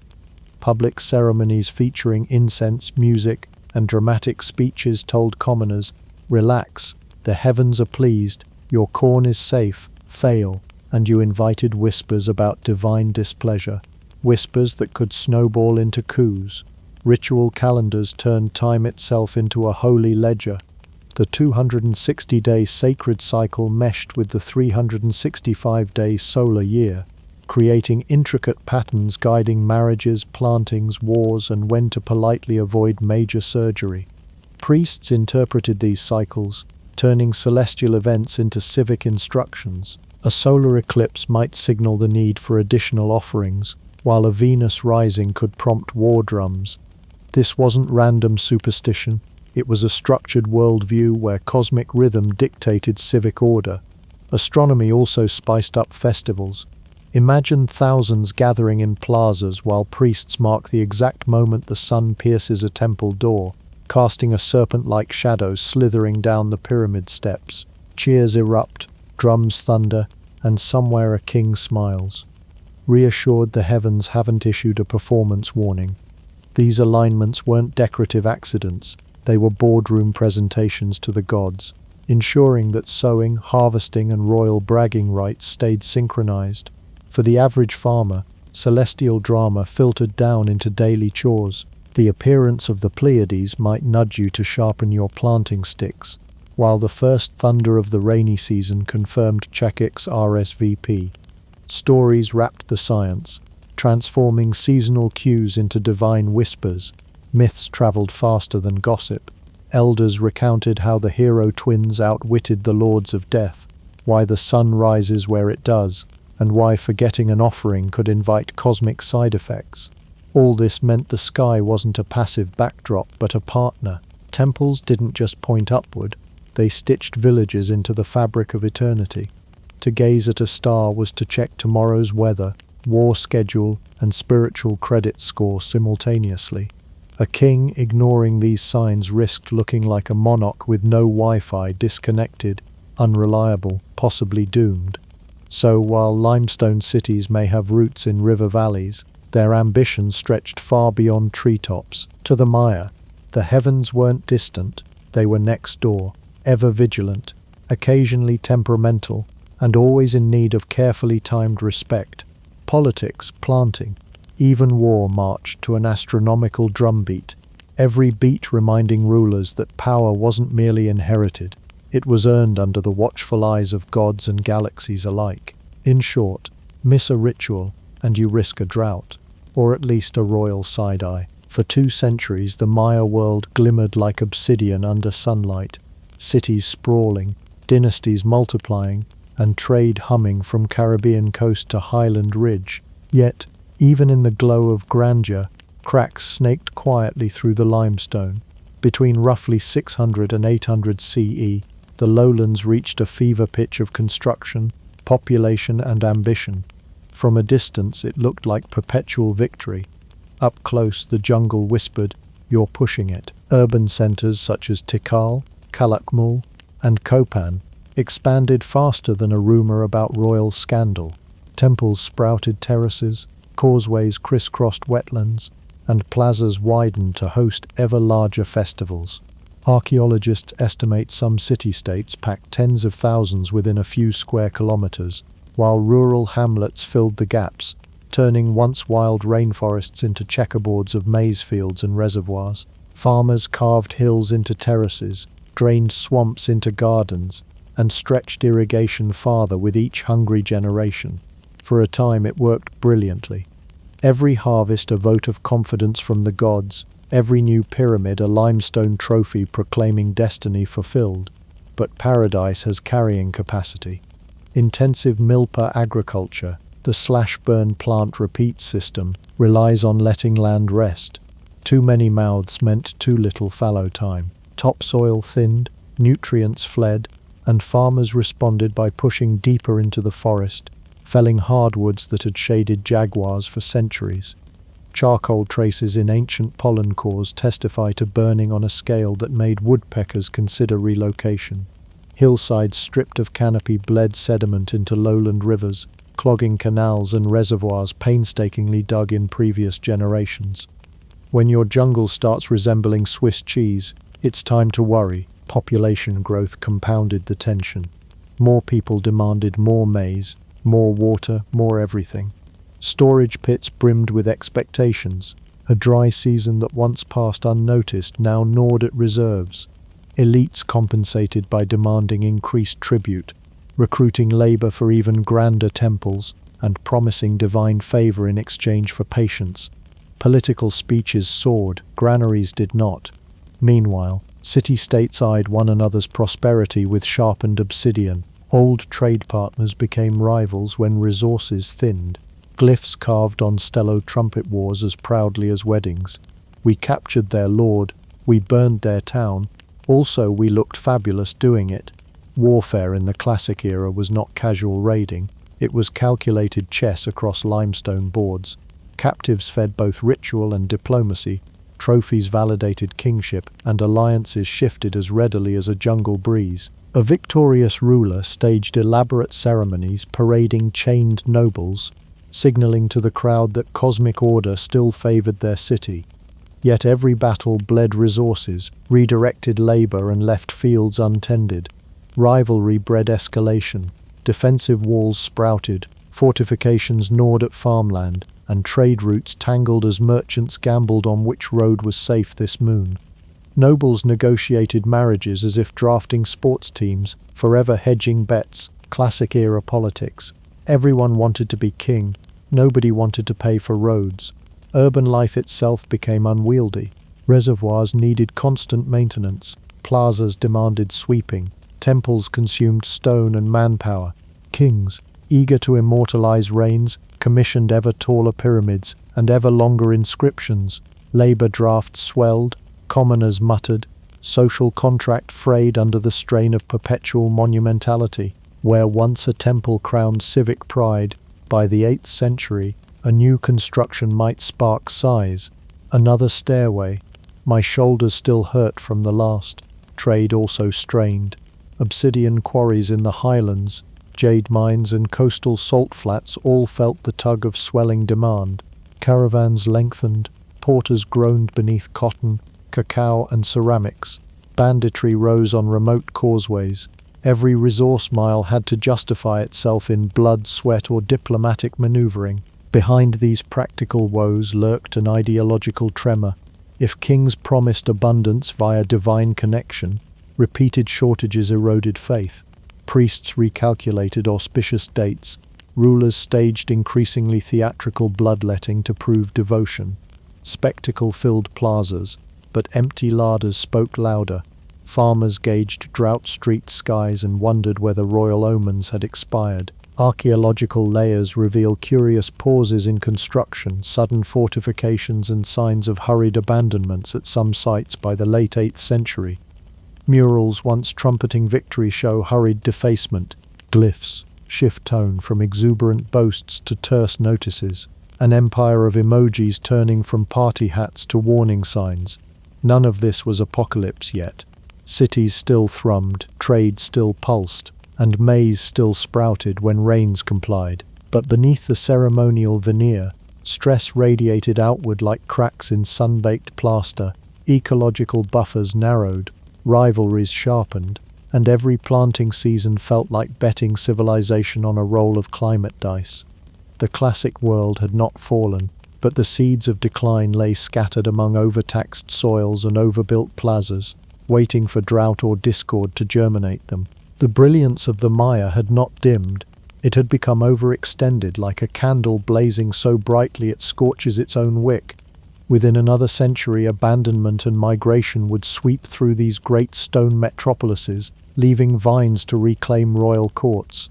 But here, around 750 CE, the world still shimmered, festivals roared, kings preened, scribes carved, while faint rumblings hinted the music might someday stop. By the time the 9th century rolled around, the Maya heartland wasn't just a playground of towering pyramids and intricate glyphs. It was a pressure cooker. And then the weather decided to play villain. The sky, once the ever-reliable stagehand for rain-fed maize, began closing its curtains. Imagine a community built around a steady beat of wet and dry seasons, where farmers had timed their planting to the cosmic metronome for centuries. Suddenly, the rhythm goes off beat. That's not just an inconvenience, that's existential dread in maize-scented form. Scientific sleuthing backs up the whispers of misery. Cores drilled from lakebeds in places like Lake Chichancanab in the Yucatan show. Unmistakable bands of gypsum, a sure sign the water levels drop dramatically. Stalagmites in caves record centuries like stone-ribbed diaries, and around 800–950 CE, they scribble the same message. Rain? Don't hold your breath. We're talking not a bad harvest or two, but decade-long stretches of parched silence. For a culture whose calendar was practically a water management app, this was the equivalent of someone cutting the Wi-Fi during finals week. The implications were brutal. Maize, the sacred backbone of Maya cuisine and identity, doesn't thrive on wishful thinking. Without rain, kernels shrivel, fields crack, and families stare at the sky as though sheer willpower might wring moisture from stubborn clouds. Corn without water is just sadness on a stalk. And when your staple crop becomes a dusty relic of better days, meals shrink. Breakfast turns into a polite fiction, lunch a wistful dream, dinner a guessing game. Hunger does nasty things to human patience. Archaeological surveys of late classic settlements show hurried abandonment. Houses left standing, grinding stones tipped on their sides, storage pits suspiciously empty, families likely trekked toward rivers or coastal lagoons, hoping lower elevations held a whisper of rain. These weren't leisurely moves, they were survival sprints. Once thriving inland cities like Copan and Calakmul began bleeding residents faster than scribes could record it. Tikal's great plazas, once full of traders and gossip, started echoing like an empty theatre after closing night. Worse, famine doesn't travel alone. It brings friends, mistrust, competition, and political finger-pointing. City-states that once feasted together at diplomatic banquets started hoarding what little grain remained. Alliances, already stressed by resource rivalries, shattered. Lords who'd once toasted to cosmic order probably found themselves explaining to hungry citizens why the gods hadn't RSVP'd with rain. We performed the rituals, they might have said, burned the copal, danced till dawn, yet Chak the rain god ghosted us. When divine PR fails, civil order frays. Desperation breeds creativity, though not always the kind you want. Some sites show evidence of intensified terrace farming, even on marginal slopes, as leaders gambled on squeezing a last breath of fertility from thinning soils. Others turned to drought-tolerant crops, root vegetables and foraging, basically telling corn, it's not you, it's the apocalypse. Still, tinkering could only delay the inevitable. Without reliable rains, surplus evaporates. Without surplus, temples can't feed laborers, warriors can't march, scribes can't scribe, an empire turns skeletal. Social cracks widened into canyons. Royal propaganda carved on stelae during the waning classic period sometimes leans defensive, full of appeals to divine favor, as if leaders were over-explaining to increasingly skeptical audiences. Rituals likely became more intense, more public, maybe even more bloody, as elites tried bargaining harder with the gods. But cosmic negotiations don't pay when the other side refuses to pick up the phone. Every dry season was a fresh wound, each failed harvest a scar no stellar could spin away. Meanwhile, migration churned the demographic map. Families who abandoned interior cities may have crowded into more reliable coastal hubs, sparking friction over land and water.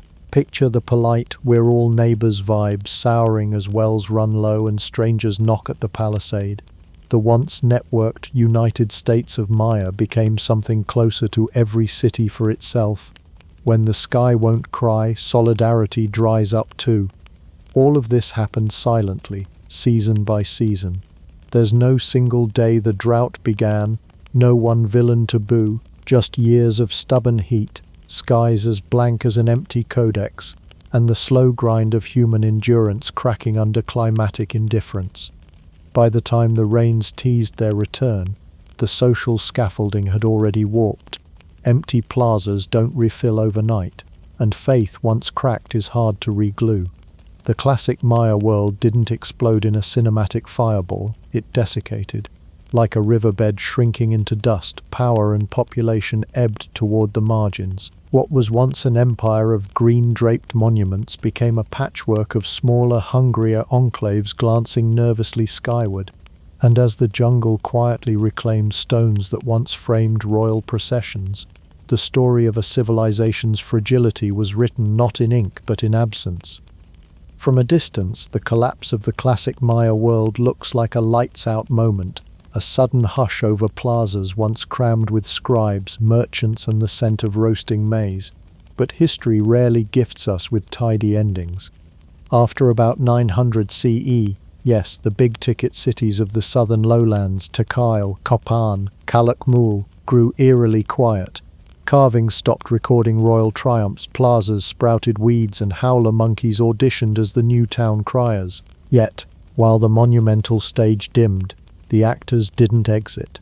The Maya people simply rewrote the script, swapping downtown penthouses for village life and telling history. We're on ghost mode, not delete account. Walk the abandoned causeways and you'll notice something.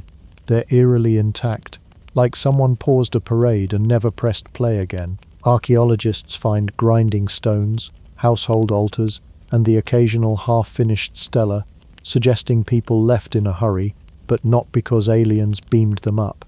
Many families migrated northward to the Yucatan Peninsula or tucked themselves into smaller defensible hamlets. Cities weren't destroyed, they were vacated, like a party that went from rooftop rave to intimate living room chat. Why the quieter setting? Survival math. After the droughts, wars, and resource tensions, sprawling urban life was no longer sustainable in the southern lowlands. Smaller communities meant fewer mouths per waterhole, and less political drama over who got the good maize plot. Families adapted, shifting their fields, refining their rituals, and quietly muttering thanks when the sky finally remembered how to rain. Think of it as downsizing, not extinction. Culture, meanwhile, refused to retire. Maya languages kept flowing as easily as gossip at a village well. Today, over 6 million people across Guatemala, Belize, Mexico, and Honduras still speak descendants of those classic tongues: Quiche, Yucatec, Quiechre, and a whole chorus more. That's not the signature of a vanished people. That's the drumbeat of continuity. When Spanish chroniclers stumbled through jungles centuries later, they didn't discover ruins of a dead race. They met lively communities bargaining over cacao beans, spinning cotton, and reciting genealogies stretching back longer than European memory dared imagine. Ritual life didn't fizzle either. Household shrines replaced royal pyramids, incense curled upward from earthen courtyards instead of carved temple steps. The gods remained on speed dial, just at humbler altars. Ceremonial calendars kept ticking, guiding planting and festivals. Even the famed ball game persisted, albeit with more modest stadiums and hopefully fewer chances of ending your match in a bloodletting finale. Urban decline merely shrank the audience, not the heartbeat. The post-classic era, roughly 900 CE, 1500 CE, proves the point. Northern cities like Chichen Itza, Mayapan, and Uxmal emerged as new players, flaunting architecture every bit as jaw-dropping as their classic predecessors. Chichen Itza's Pyramid of Kukulkan, with its equinox shadow serpent, suggests astronomical flair remained firmly on brand. Mayapan, though smaller than Tikal, coordinated confederacies and managed bustling trade. Jade, salt, honey, and cacao still moved along causeways and coastal routes. If you were hoping the Maya had folded up shop, the post-classic politely says, "Sorry, we're still open, just under new management." Daily life adjusted too. Instead of sprawling metropolitan cores, you'd see clusters of wattle and daub homes scattered near arable patches. Markets still hummed with chatter about squash prices and gossip about whose cousin was caught napping during temple duty. Children still learned glyphs, or at the very least, household oral law. Weddings were brokered, gods appeased, and maize, reliable or not, remained symbol and sustenance. Culture didn't simply survive. It evolved like a jungle vine, bending where trunks fell, thriving where sunlight pierced. When the Spanish finally inserted themselves into this story during the 16th century, the Maya weren't mythical phantoms. They were real, resilient, and occasionally unimpressed by newcomers. Battles like those at Nojpeten underscore that centuries after Tikal's heyday, Maya polities still organized defenses, negotiated treaties, and brewed cacao while side-eyeing European hubris. Colonialism disrupted, converted, and exploited, but it didn't erase. Maya villagers continued weaving glyph-inspired motifs, whispering prayers to old gods under Catholic saints' names, and measuring time by cycles older than Castilian grammar. Modern descendants testify to that durability. Ceremonial caves in Guatemala echo with chants older than Columbus. Colorful huipils embroidered with ancient symbols parade down Sunday markets. Community elders recount lineage tales as casually as modern influencers drop hashtags. If the classic Maya cities were Instagrammable spectacles, the post-classic and colonial Maya chose the subtler, unfiltered feed and kept posting for centuries. Abandonment of monumental cities can mislead us into thinking civilization ended. In truth, civilization relocated, downsized, and diversified. The planners may have gone on permanent vacation, but the tenants moved to a cozier neighborhood. The rain gods eventually remembered their R's of P, and fields, though smaller, grew green again. People adapted, whispered jokes about old kings, and taught their children that stone temples crumble but stories endure. Civilizations love a good mystery, and the classic Maya decline has been auditioning for centuries as history's cliffhanger. Travelers stumble through vine-curtained plazas and imagine a single apocalyptic day when kings fainted, peasants bolted, and parrots inherited the throne. Tempting, but reality is more Netflix miniseries than disaster movie. Archaeology keeps showing that there was no one bad Tuesday. Instead, the South Lowland world unraveled like a slow-motion sweater, a snag here, a pull there, until whole sleeves of power slipped off the loom. We've met the suspects already. Climate? Absolutely. Multi-decade droughts drained reservoirs and morale alike. Politics? A royal cage match. Dozens of city-states jockeyed for supremacy. Alliances snapped faster than an overbaked tortilla. Overuse of land? Guilty. Hillsides stripped for maize and firewood left soils gasping, while ever hungrier populations kept asking for seconds. Add in trade disruptions, shifting migration, and the occasional jaguar raid, and you've got a recipe for centuries of attrition. History's verdict. Civilizations rarely collapse from one bad Tuesday. LiDAR, the archaeologist's favorite laser flashlight, keeps upping the intrigue. Sweep a jungle with it and ghostly grids of plazas and causeways glow on screen. Proof the Maya footprint was even broader than early explorers guessed. Beneath centuries of leaf litter lies evidence of highways, irrigation canals, and whole suburbs nobody imagined. Far from a scattered people eking out corn, the classic Maya world was a networked, engineered landscape on par with old-world empires. Its retreat wasn't a magician's vanishing act. It was an overworked system bowing to accumulated stress. This nuance rewrites the pop culture myth. The Maya disappeared sounds spooky. The Maya recalibrated sounds like a software update. Urban grandeur faded in the south, but communities persisted north and west, speaking the same languages, honoring the same maize spirits, recalculating calendars as faithfully as ever. Decline in monuments didn't equal cultural extinction. They toggled from stadium rock tour to unplugged acoustic set. For us moderns, the ruins whisper cautionary tales. Ignore the climate long enough and the climate ignores you back. Centuries of farming ingenuity couldn't outrun multi-decade droughts compounded by deforestation. Sound familiar?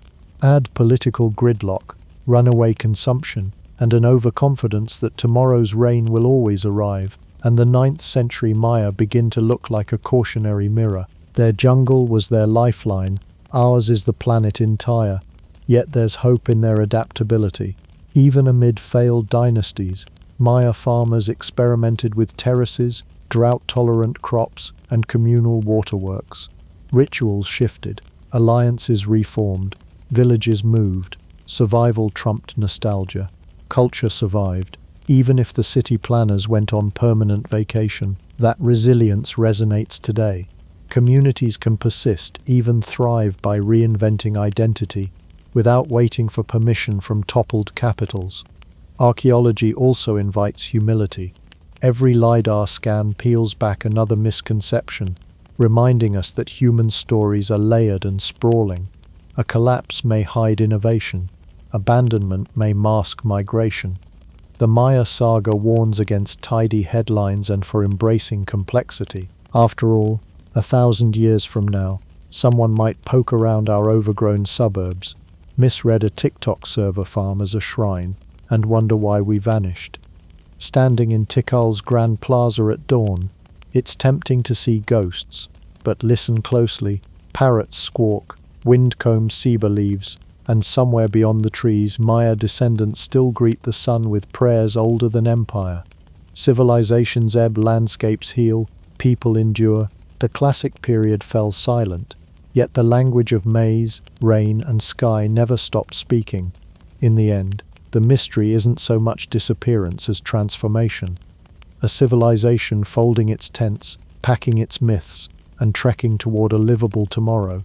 The monuments stand like stone caution signs. Grandeur is fleeting, but adaptation is forever.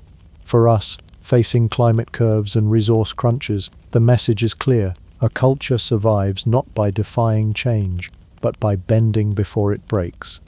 History doesn't guarantee happy endings, but it does offer a manual carved in limestone, whispered in glyphs, for anyone wise enough to read before the sky stops crying.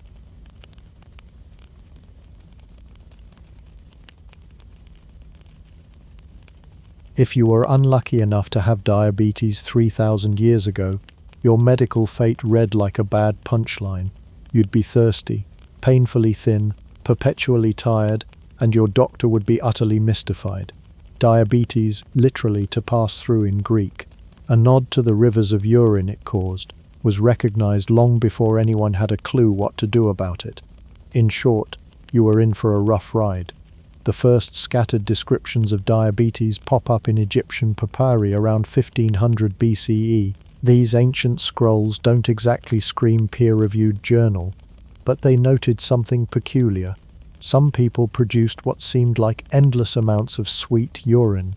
Physicians could observe weight loss and unquenchable thirst, but the why remained elusive. Blame demons? Sure. Bad air? Why not? Everyone had a theory, few had a cure.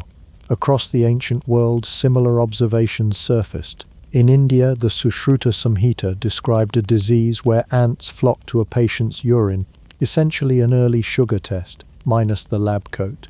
Greek physicians like Aretaeus of Cappadocia, 2nd century CE, gave the condition its memorable name, describing sufferers as melting into urine.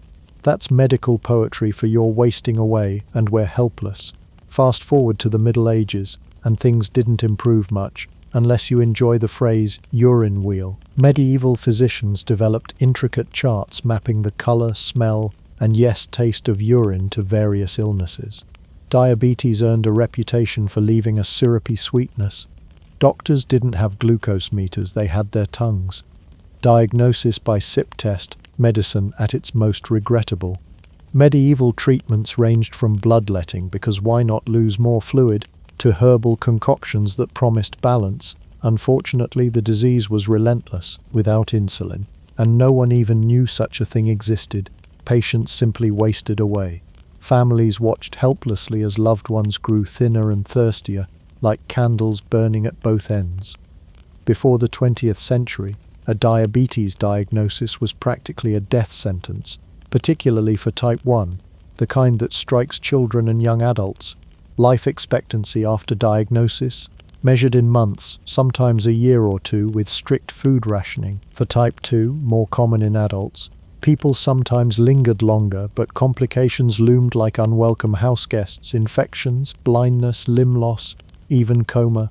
Descriptions from early physicians read like obituaries in slow motion. One 17th century doctor wrote of patients fading into shadow while drinking gallons of water daily. Families tried everything: miracle tonics, honeyed wine, ironically, prayer, and enough folk remedies to fill a witch's pantry.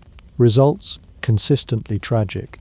To be fair, ancient and medieval doctors lacked even a basic understanding of metabolism. They didn't know what hormones were, let alone that a pea-sized cluster of cells in the pancreas controlled blood sugar. Disease was blamed on imbalances of the four humors, planetary alignments, or moral weakness. If your local healer suggested avoiding rich foods, it wasn't out of dietary science, but because heavy meals upset the body's equilibrium. Meanwhile, diabetes left a trail of bewildered notes in medical texts. Physicians meticulously described symptoms: insatiable thirst, copious urine, emaciation, then threw up their hands. Even the brilliant Thomas Willis in the 17th century, who coined the term mellitus, Latin for honey, admitted the prognosis was miserable.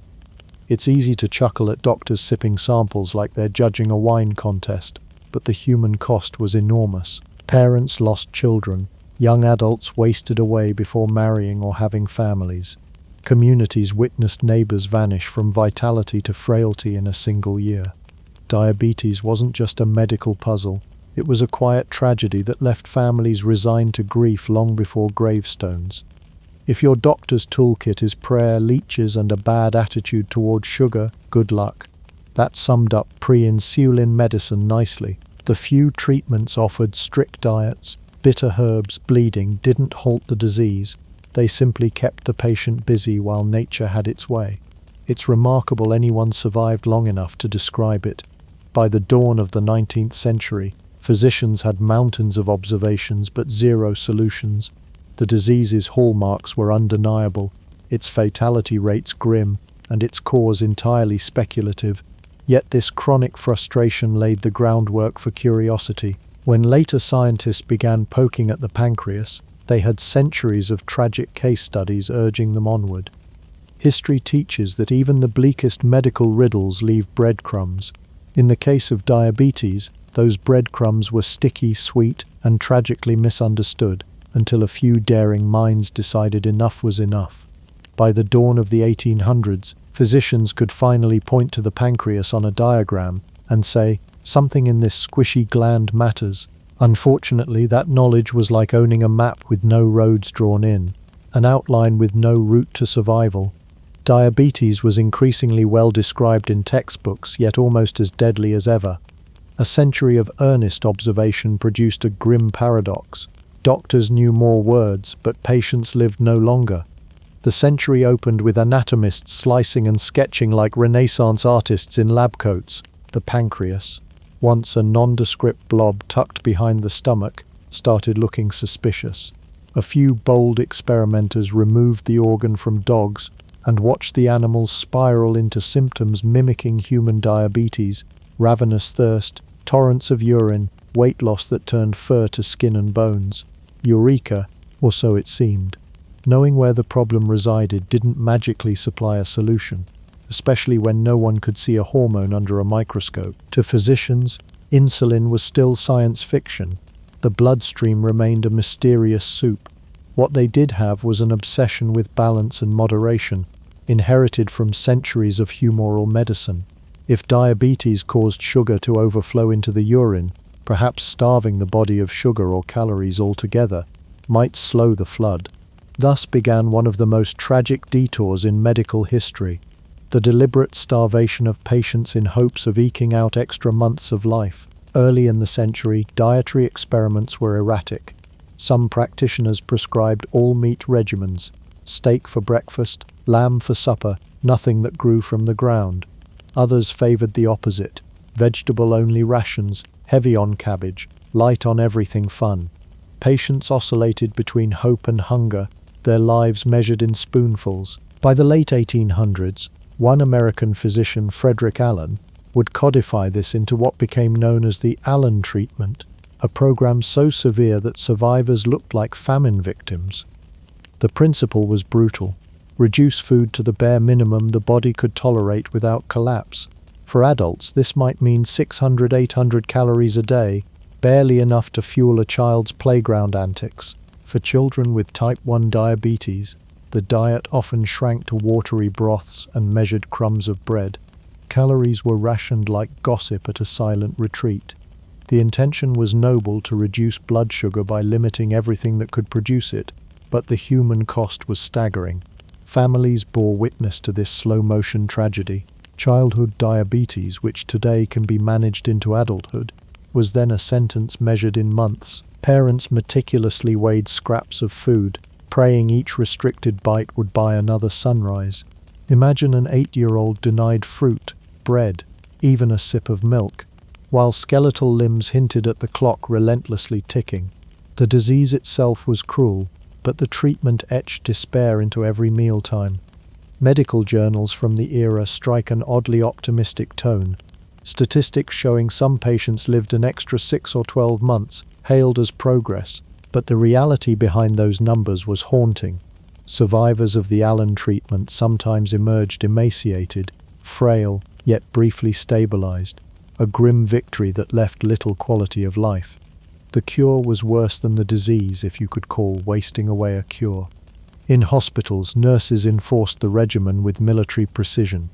Meals were timed, portions weighed on delicate brass scales, urine samples scrutinized for sweetness. Physicians congratulated themselves on discipline while patients faded. Starvation didn't reverse diabetes, it merely slowed the body's unraveling. Yet without alternatives, it was embraced, codified, and spread across Europe and America as the best hope. Even the few dietary innovators, those experimenting with moderate carb restriction or higher fat intake, faced ridicule. Consensus leaned hard toward austerity, because in an age before hormones and biochemistry, less felt safer. Starvation was measurable, controllable, and gave desperate families anything to do.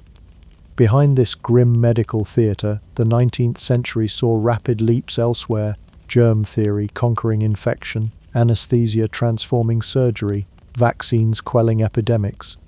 Yet diabetes stood untouched, an embarrassing monument to what science still couldn't tame. For physicians, the contradiction was glaring.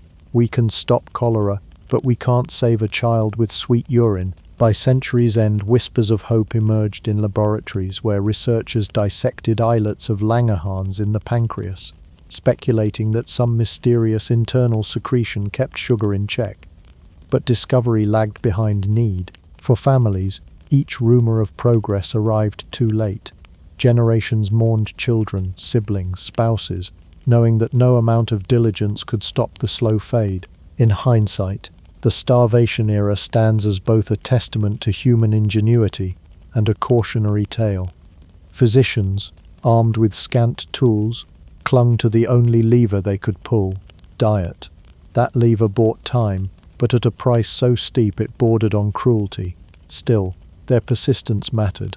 By systematically documenting symptoms, diet effects, and metabolic clues, they unwittingly laid the foundation for the miracle of insulin just around the corner. The 19th century closed on a paradoxical note. Science had mapped organs, traced nerves, catalogued microbes, yet diabetes remained an unsolved riddle, its sufferers dwindling under meticulous care. History would soon pivot, but for now the watchword was survival by subtraction, hope measured in hunger, and doctors clinging to the only lifeline they could see, however frayed. By the late 1800s, medicine was busy congratulating itself on germ theory, X-rays, and a general retreat from leeches. Yet diabetes kept sitting in the corner like an unsolved crossword puzzle, taunting, lethal, stubbornly unspectacular. Enter a small, shy organ most people couldn't locate without a treasure map: the pancreas. Previously dismissed as that squishy thing near the stomach, it was about to headline the metabolic drama of the century. For decades, anatomists had drawn and redrawn the pancreas, but they might as well have been sketching a decorative sponge. Then in 1869, a young German medical student named Paul Langerhans examined the gland under a microscope and noticed tiny clumps of distinct cells scattered like islands in a sea of digestive tissue. He sensibly called them islets and promptly graduated, leaving others to ponder what these microscopic archipelagos actually did. It was as if he'd circled a patch of jungle on a map and scribbled, "Here be something interesting." The real fireworks arrived in 1889, when Oskar Minkowski and Joseph von Mering, two researchers with curiosity, scalpels, and what we'd now label a shaky relationship with canine rights, decided to remove the pancreas from a dog just to see what happened. Within days, the poor creature drank water like a desert camel and urinated enough to irrigate a wheat field. Laboratory tests showed sugar pouring out in torrents. Voila, diabetes by dissection. Science, because sometimes you have to annoy a dog to save a human. This seemingly cruel experiment carried an enormous implication. The pancreas wasn't just a digestive sidekick, it was a sugar regulator. Suddenly, the spotlight swung toward that pale, lobulated organ with the intensity of Broadway stage lights. Medical journals buzzed. If destroying the pancreas caused diabetes, then somewhere inside it lurked the anti-diabetes factor, a chemical lifeline preventing the body from turning into a sugar fountain. Theories began multiplying like yeast in a bakery. Some scientists hypothesized the gland secreted a mysterious internal juice that slipped directly into the bloodstream, a hormone, though the word was barely coined. Others suggested the islets of Langerhans were a kind of metabolic traffic cop, waving glucose along its proper routes. Skeptics, of course, harumphed from the sidelines, pointing out that no one had actually seen this mystical substance. It was all inference and puddles of canine urine. The hunt intensified. Labs from Berlin to Baltimore sliced, diced, and occasionally pulverized pancreases in pursuit of evidence. Researchers tried grinding up the organ and injecting extracts into diabetic animals, often producing ambiguous or fleeting results. The pancreas went from mysterious gland to metabolic celebrity overnight, inspiring a cottage industry of extraction, filtration, and cautious hope. Progress was real, but maddeningly slow. Every tantalizing success was followed by confusion. Was the active ingredient too delicate? Were researchers destroying it with rough handling? Did the islets need special conditions, like temperamental opera singers refusing to perform unless the stage curtains were exactly right? Meanwhile, the clinical side of medicine watched eagerly, starved, no pun intended, for a therapy more humane than perpetual near famine. Physicians began describing the pancreas in almost mystical tones, the body's sugar sentinel, its invisible hand steadying glucose levels. Yet no microscope could reveal the missing something. The gulf between suspicion and certainty remained wide. Around the turn of the 20th century, biochemical methods improved. Scientists devised ways to separate digestive enzymes from the elusive endocrine factor. Convinced the islets housed a chemical message controlling sugar, researcher after researcher published papers hinting at an internal secretion. Some claimed mild success treating animals with crude pancreatic brews, though contamination and inconsistent methods kept breakthroughs elusive. It was a century-long case of so close, yet so sticky. What kept hope alive was consistency of the dog model. Every time an experimenter removed the pancreas, the dog developed diabetes, every single time. That kind of reproducibility is catnip to scientists. Surely, if the disease could be triggered so reliably, it could one day be reversed. Universities poured grant money and more unfortunate dogs into the problem, convinced salvation lay hidden in those stubborn islets. Public perception shifted too. Medical journals increasingly linked the pancreas to diabetes, subtly reframing the disease from a vague constitutional weakness to a glandular deficiency. Families with diabetic members clung to this narrative. The problem wasn't moral failing or gluttony. It was an organ gone rogue. This rebranding mattered. It turned guilt into determination and spurred an appetite for experimentation that would soon produce miracles. By 1910, whispers of an actual substance, eventually christened insulin, began surfacing. Scientists described it in cautious language, a principle regulating carbohydrate metabolism. Translation: we're circling the quarry, but the net keeps tearing. For patients, little changed day to day, but the intellectual groundwork was nearly complete. The disease was no longer a cosmic curse, but a missing chemical key. Looking back, this chapter of discovery feels like watching an artist outline a masterpiece before the paint ever touches canvas. Minkowski's dissection, Langerhans' islets, the dog models, all strokes building toward revelation. No one yet knew the names Banting or Best, but the stage was nearly set. History was about to pivot from hunger rations to hormonal salvation, and the pancreas, once a wallflower, was center stage, bathed in laboratory light. By the spring of 1921, the world had grown tired of watching diabetes claim lives while laboratories spun their wheels. Enter Frederick Banting, a 30-year-old Canadian surgeon whose resume was long on grit and short on breakthroughs. Banting wasn't a star researcher. He was a restless physician with a half-baked idea and just enough stubbornness to pursue it. Yet that half-baked idea would ignite one of medicine's great revolutions. Banting's curiosity had been sparked by an obscure journal article, noting that when the pancreatic ducts of dogs were tied off, the enzyme-making cells died, but the islets of Langerhans seemed to hang on. Banting wondered, if he silenced the enzyme machinery, could he sneak in and harvest the life-saving internal secretion from those stubborn islets without it getting destroyed? It was a long shot, but desperation is the mother of audacity. Armed with scalpels, gumption, and questionable coffee, they rewrote medical history. He needed a lab, dogs, and someone to help him keep notes while he wielded the scalpel. John McLeod, a respected physiologist at the University of Toronto, initially met Banting's enthusiasm with polite skepticism, but McLeod agreed to loan him a dusty basement laboratory for the summer and introduced him to a 22-year-old physiology student named Charles Best, sharp, eager, and perhaps slightly unaware of what his summer job entailed. This was DIY biochemistry before Amazon sold lab kits. The pair rolled up their sleeves literally. Toronto's summer was sweltering, and the lab's ventilation left much to be desired. Dogs padded across the floor, surgical instruments clinked, and the smell of ether lingered. Best handled record-keeping, blood sugar testing, and the occasional canine wrangling. Banting performed the delicate, and sometimes less than delicate surgeries.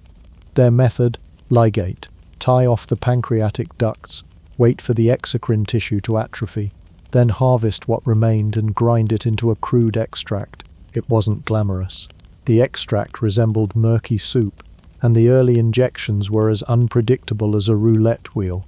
Some dogs perked up miraculously, sugar levels dropping, thirst subsiding.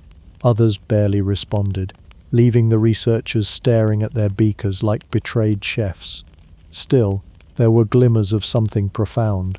Each partial success sharpened their resolve.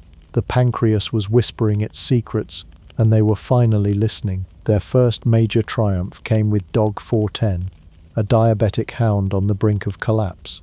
After receiving the extract, the animal rallied, blood glucose plummeted, symptoms eased, tail wagging resumed. It was a moment of jubilation in a basement otherwise littered with uncertainty. Best's meticulously kept charts showed real numbers, not wishful thinking. Banting, rarely prone to gushing, allowed himself a smile and a second cup of the lab's tar-black coffee. Yet progress wasn't smooth. Extracts spoiled. Sterility was an ongoing nightmare, and they constantly juggled experiments with the ethics of keeping dogs alive through repeated procedures. Supplies were begged, borrowed, or improvised. When filters clogged, they cleaned them by hand. When funding ran low, Banting leaned on McLeod for additional support. Scientific breakthroughs rarely looked like the triumphant oil paintings. They looked like two sweaty men elbow-deep in canine pancreas pulp. By late summer, their findings grew harder to dismiss. The extracts consistently lowered blood sugar in diabetic dogs. Banting's hunch, once a lab joke, was taking the shape of reproducible science. McLeod, initially skeptical, took notice and offered more resources, including the expertise of biochemist James Collip, who would soon refine the extract into something less like sewer water and more like a pharmaceutical. What set Banting and Best apart wasn't just ingenuity, it was sheer doggedness, pun entirely intended. They repeated experiments endlessly, adjusted protocols, and leaned on each other through frustration. Banting's surgical hands and Best's precise measurements dovetailed into a rhythm. Day by day, a basement lab without air conditioning morphed into the launchpad of endocrinology. The human element mattered too. Banting carried the urgency of faces he had seen wasting away in hospital wards, children whose futures evaporated under starvation diets. Best brought the optimism of youth, convinced that chemistry had an answer if they could just untangle it. Together they worked weekends, sacrificed sleep, and rode the emotional roller coaster of science at its rawest. By the autumn of 1921, They had enough compelling data to warrant cautious celebration. Dogs doomed by experimental diabetes now survived weeks, even months. Blood glucose levels charted neat, downward slopes. While the extracts were crude and far from ready for human veins, the direction was unmistakable. Insulin, long suspected, never seen, was on the verge of a formal debut. In hindsight, the image is almost cinematic. Flickering lab lights, stacks of dog cages, Banting hunched over notes, Best pipetting cloudy liquid with steady hands. History rarely announces itself with trumpets. More often, it smells faintly of ether and dog hair. But that Toronto basement, humid and unremarkable, became the crucible where desperation met discovery. Soon the crude brew would move from paws to people, rewriting every diabetes prognosis on the planet. But for one sticky Canadian summer, it was just two determined men, a row of mongrels, and the conviction that somewhere in that gland lay the key to a death sentence centuries old. When Banting and Best finally had a brownish, viscous pancreatic extract that kept a diabetic dog from keeling over, they knew they were hovering near history. But there's a cruel gap between keeps Fido's blood sugar steady and safely resurrects a dying teenager.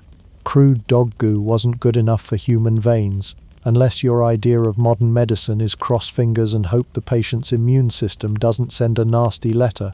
Enter James Collip, a biochemist with the patience of a saint and the suspicious look of someone who has washed more beakers than is morally acceptable. Collip's job: turn murky soup into a tolerable shot. Collip attacked purification like a chemist exorcising demons. Early extracts looked like something scooped from a gutter and smelled worse.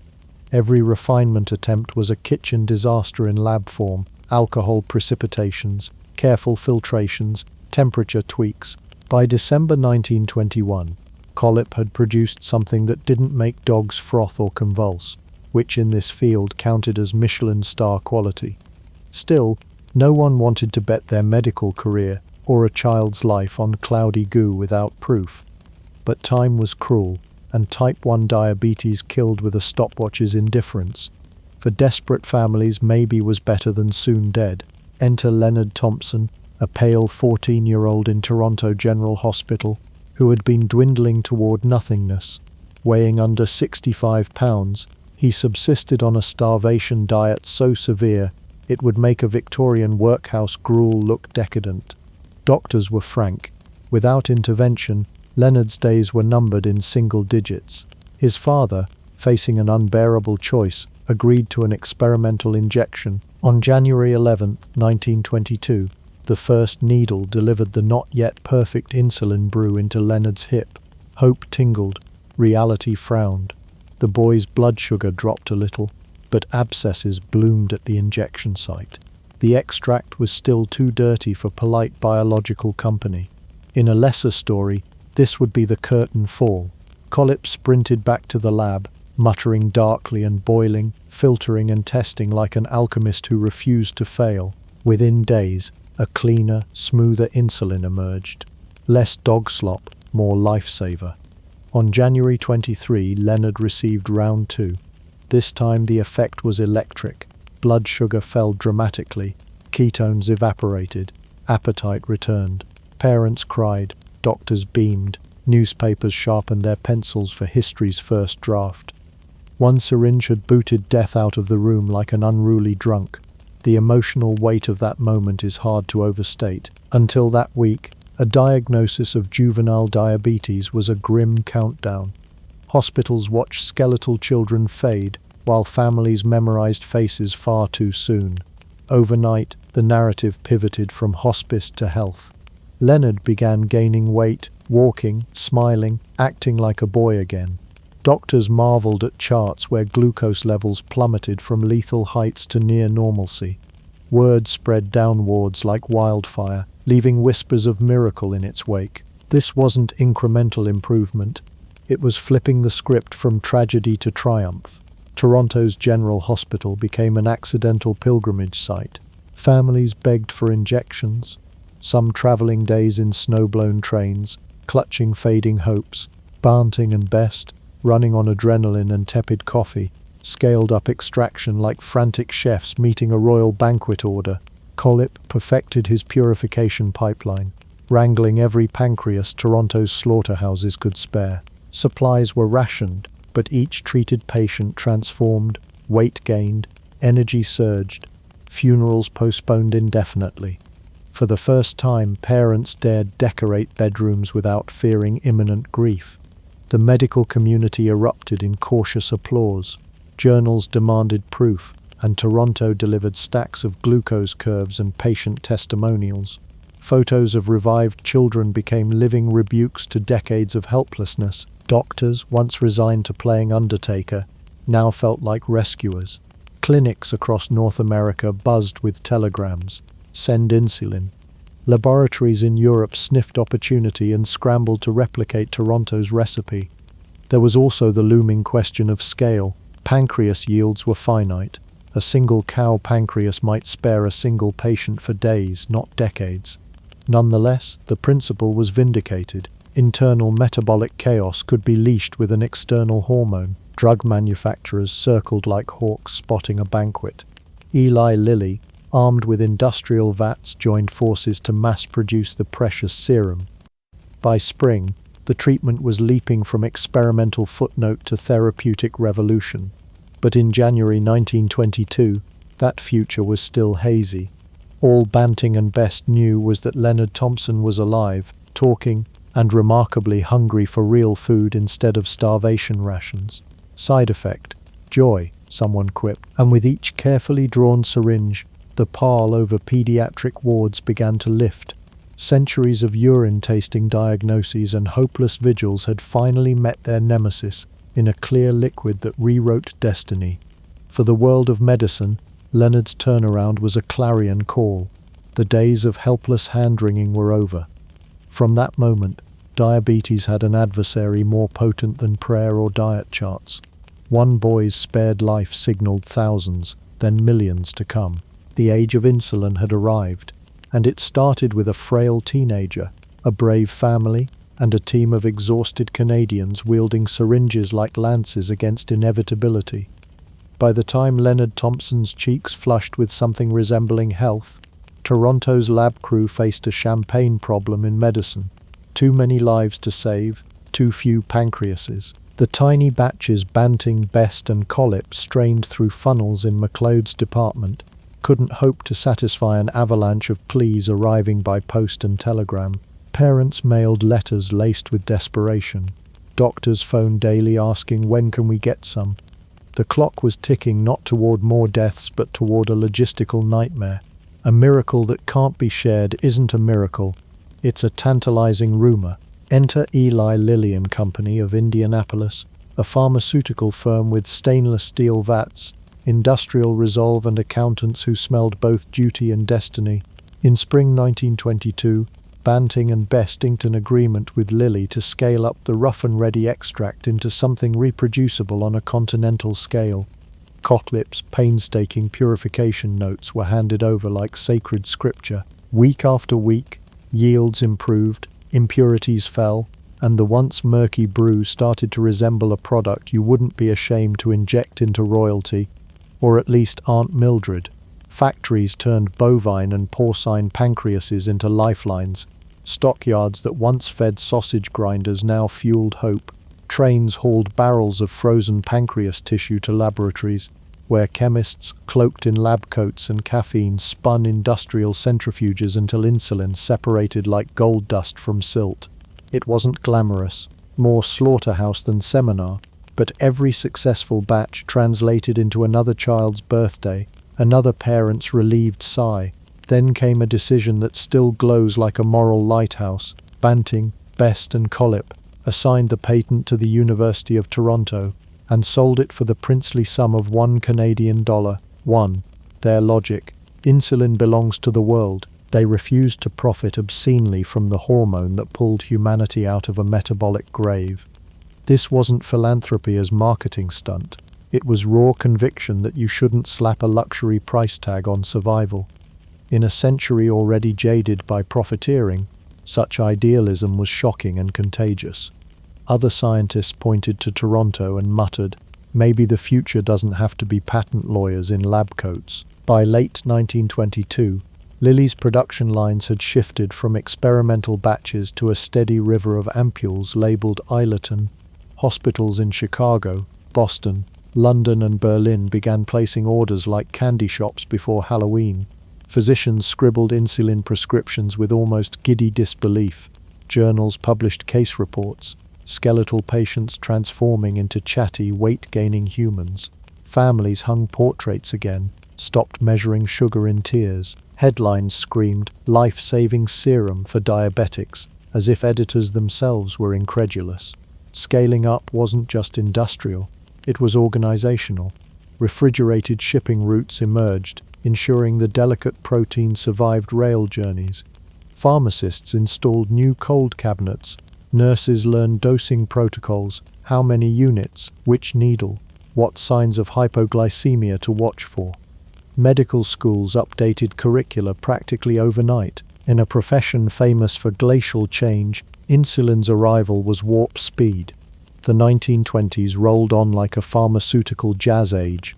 Parisian clinics, Prague infirmaries, Buenos Aires hospitals, each received crates of vials, syringes and instructions translated into local tongues.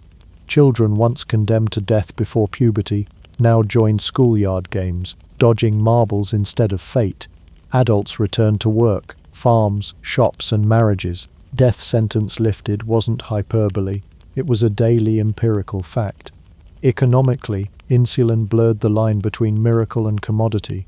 While Toronto's scientists eschewed profit, Lilly inevitably priced vials to sustain factories, wages and expansion. Still, early costs remained astonishingly low compared with the infinite cost of funerals. Insurance companies sighed with relief. Governments quietly noted that citizens spared from death could keep paying taxes. Pharmacists muttered about stock shortages but happily stocked shelves. Unlike rare boutique drugs, insulin was intended for ubiquity, a staple, like bread or lamp oil. Culturally, insulin's rollout reframed diabetes. Newspapers stopped writing obituaries titled "Wasting Disease Claims Another Child." Instead, profiles appeared. Young Mary thrives with new treatment. Families stopped measuring life expectancy in months and began planning weddings. Recipes cautiously re-entered kitchens, though carbohydrate moderation still mattered. To the broader public, the word diabetes softened from doom-laden whisper to chronic condition, manageable, not terminal. Behind the triumph were unsung logistical heroes, lab technicians scraping pancreas tissue at dawn, shipping clerks hustling crates onto steamers, statisticians tracking outcomes and hovering over it all, the spectre of ongoing research. Collip kept refining purification. Lilly chemists tinkered to improve potency, and MacLeod championed further study. Banting travelled, lectured, occasionally glared at administrators, and stubbornly reminded everyone the mission wasn't profit but patience. By the early 1930s, insulin was entrenched. Clinics from Vancouver to Vienna stocked it as routinely as bandages.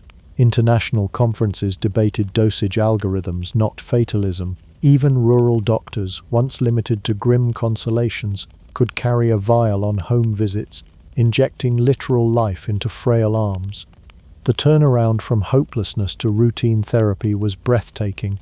Less than a decade separated death sentence from daily shot, and yet the Toronto team's humility persisted. Banting remained prickly about credit, but firm about ethos. Insulin does not belong to me. Best, often overshadowed, kept tinkering and teaching. Collip returned to biochemistry, content to have transformed existence for millions. MacLeod, Nobel medal in pocket, continued nurturing medical students. None foresaw the sheer scale, future generations by the tens of millions drawing insulin before breakfast. But they knew they'd cracked the cruelest code. Insulin's leap from basement brew to blockbuster therapy was faster than a cat video goes viral. Minus the whiskers plus refrigerated railcars, pharmacies got busy, but graves grew quieter. And somewhere, a 14-year-old boy in Toronto could finally eat a full meal without bargaining with mortality. Factories hummed, patents rested for $1, and humanity breathed a little easier, vials glinting like bottled hope. The shot heard round the endocrine world never stopped echoing. A century after Banting and Best huddled over dog pancreases, insulin is no longer just a scrappy extract. It's a highly tuned biotechnology-polished companion that quietly saves lives before breakfast. Diabetes, once a countdown clock, is now at least where medicine is accessible, a manageable marathon. Insulin transformed a terminal sentence into a chronic condition, and the world has spent decades polishing, packaging, and politicking around that legacy. By the late 1970s and early 80s, chemists decided the slaughterhouse-to-syringe pipeline deserved retirement. Enter recombinant DNA, molecular cut and paste that convinced humble E. coli bacteria to churn out human insulin by the litter. No more porcine impurities, no ethical debates about pancreas procurement. The first bioengineered insulin, released in 1982, wore the badge Homulin, an awkward name but a technological marvel. Microbes had effectively been deputized as hormone factories, saving scientists from scraping pancreas tissue like overworked butchers. Allergic reactions dropped, supply steadied, and purity levels soared. A once messy process became as clinical as a spreadsheet, with consistency you could set your watch to.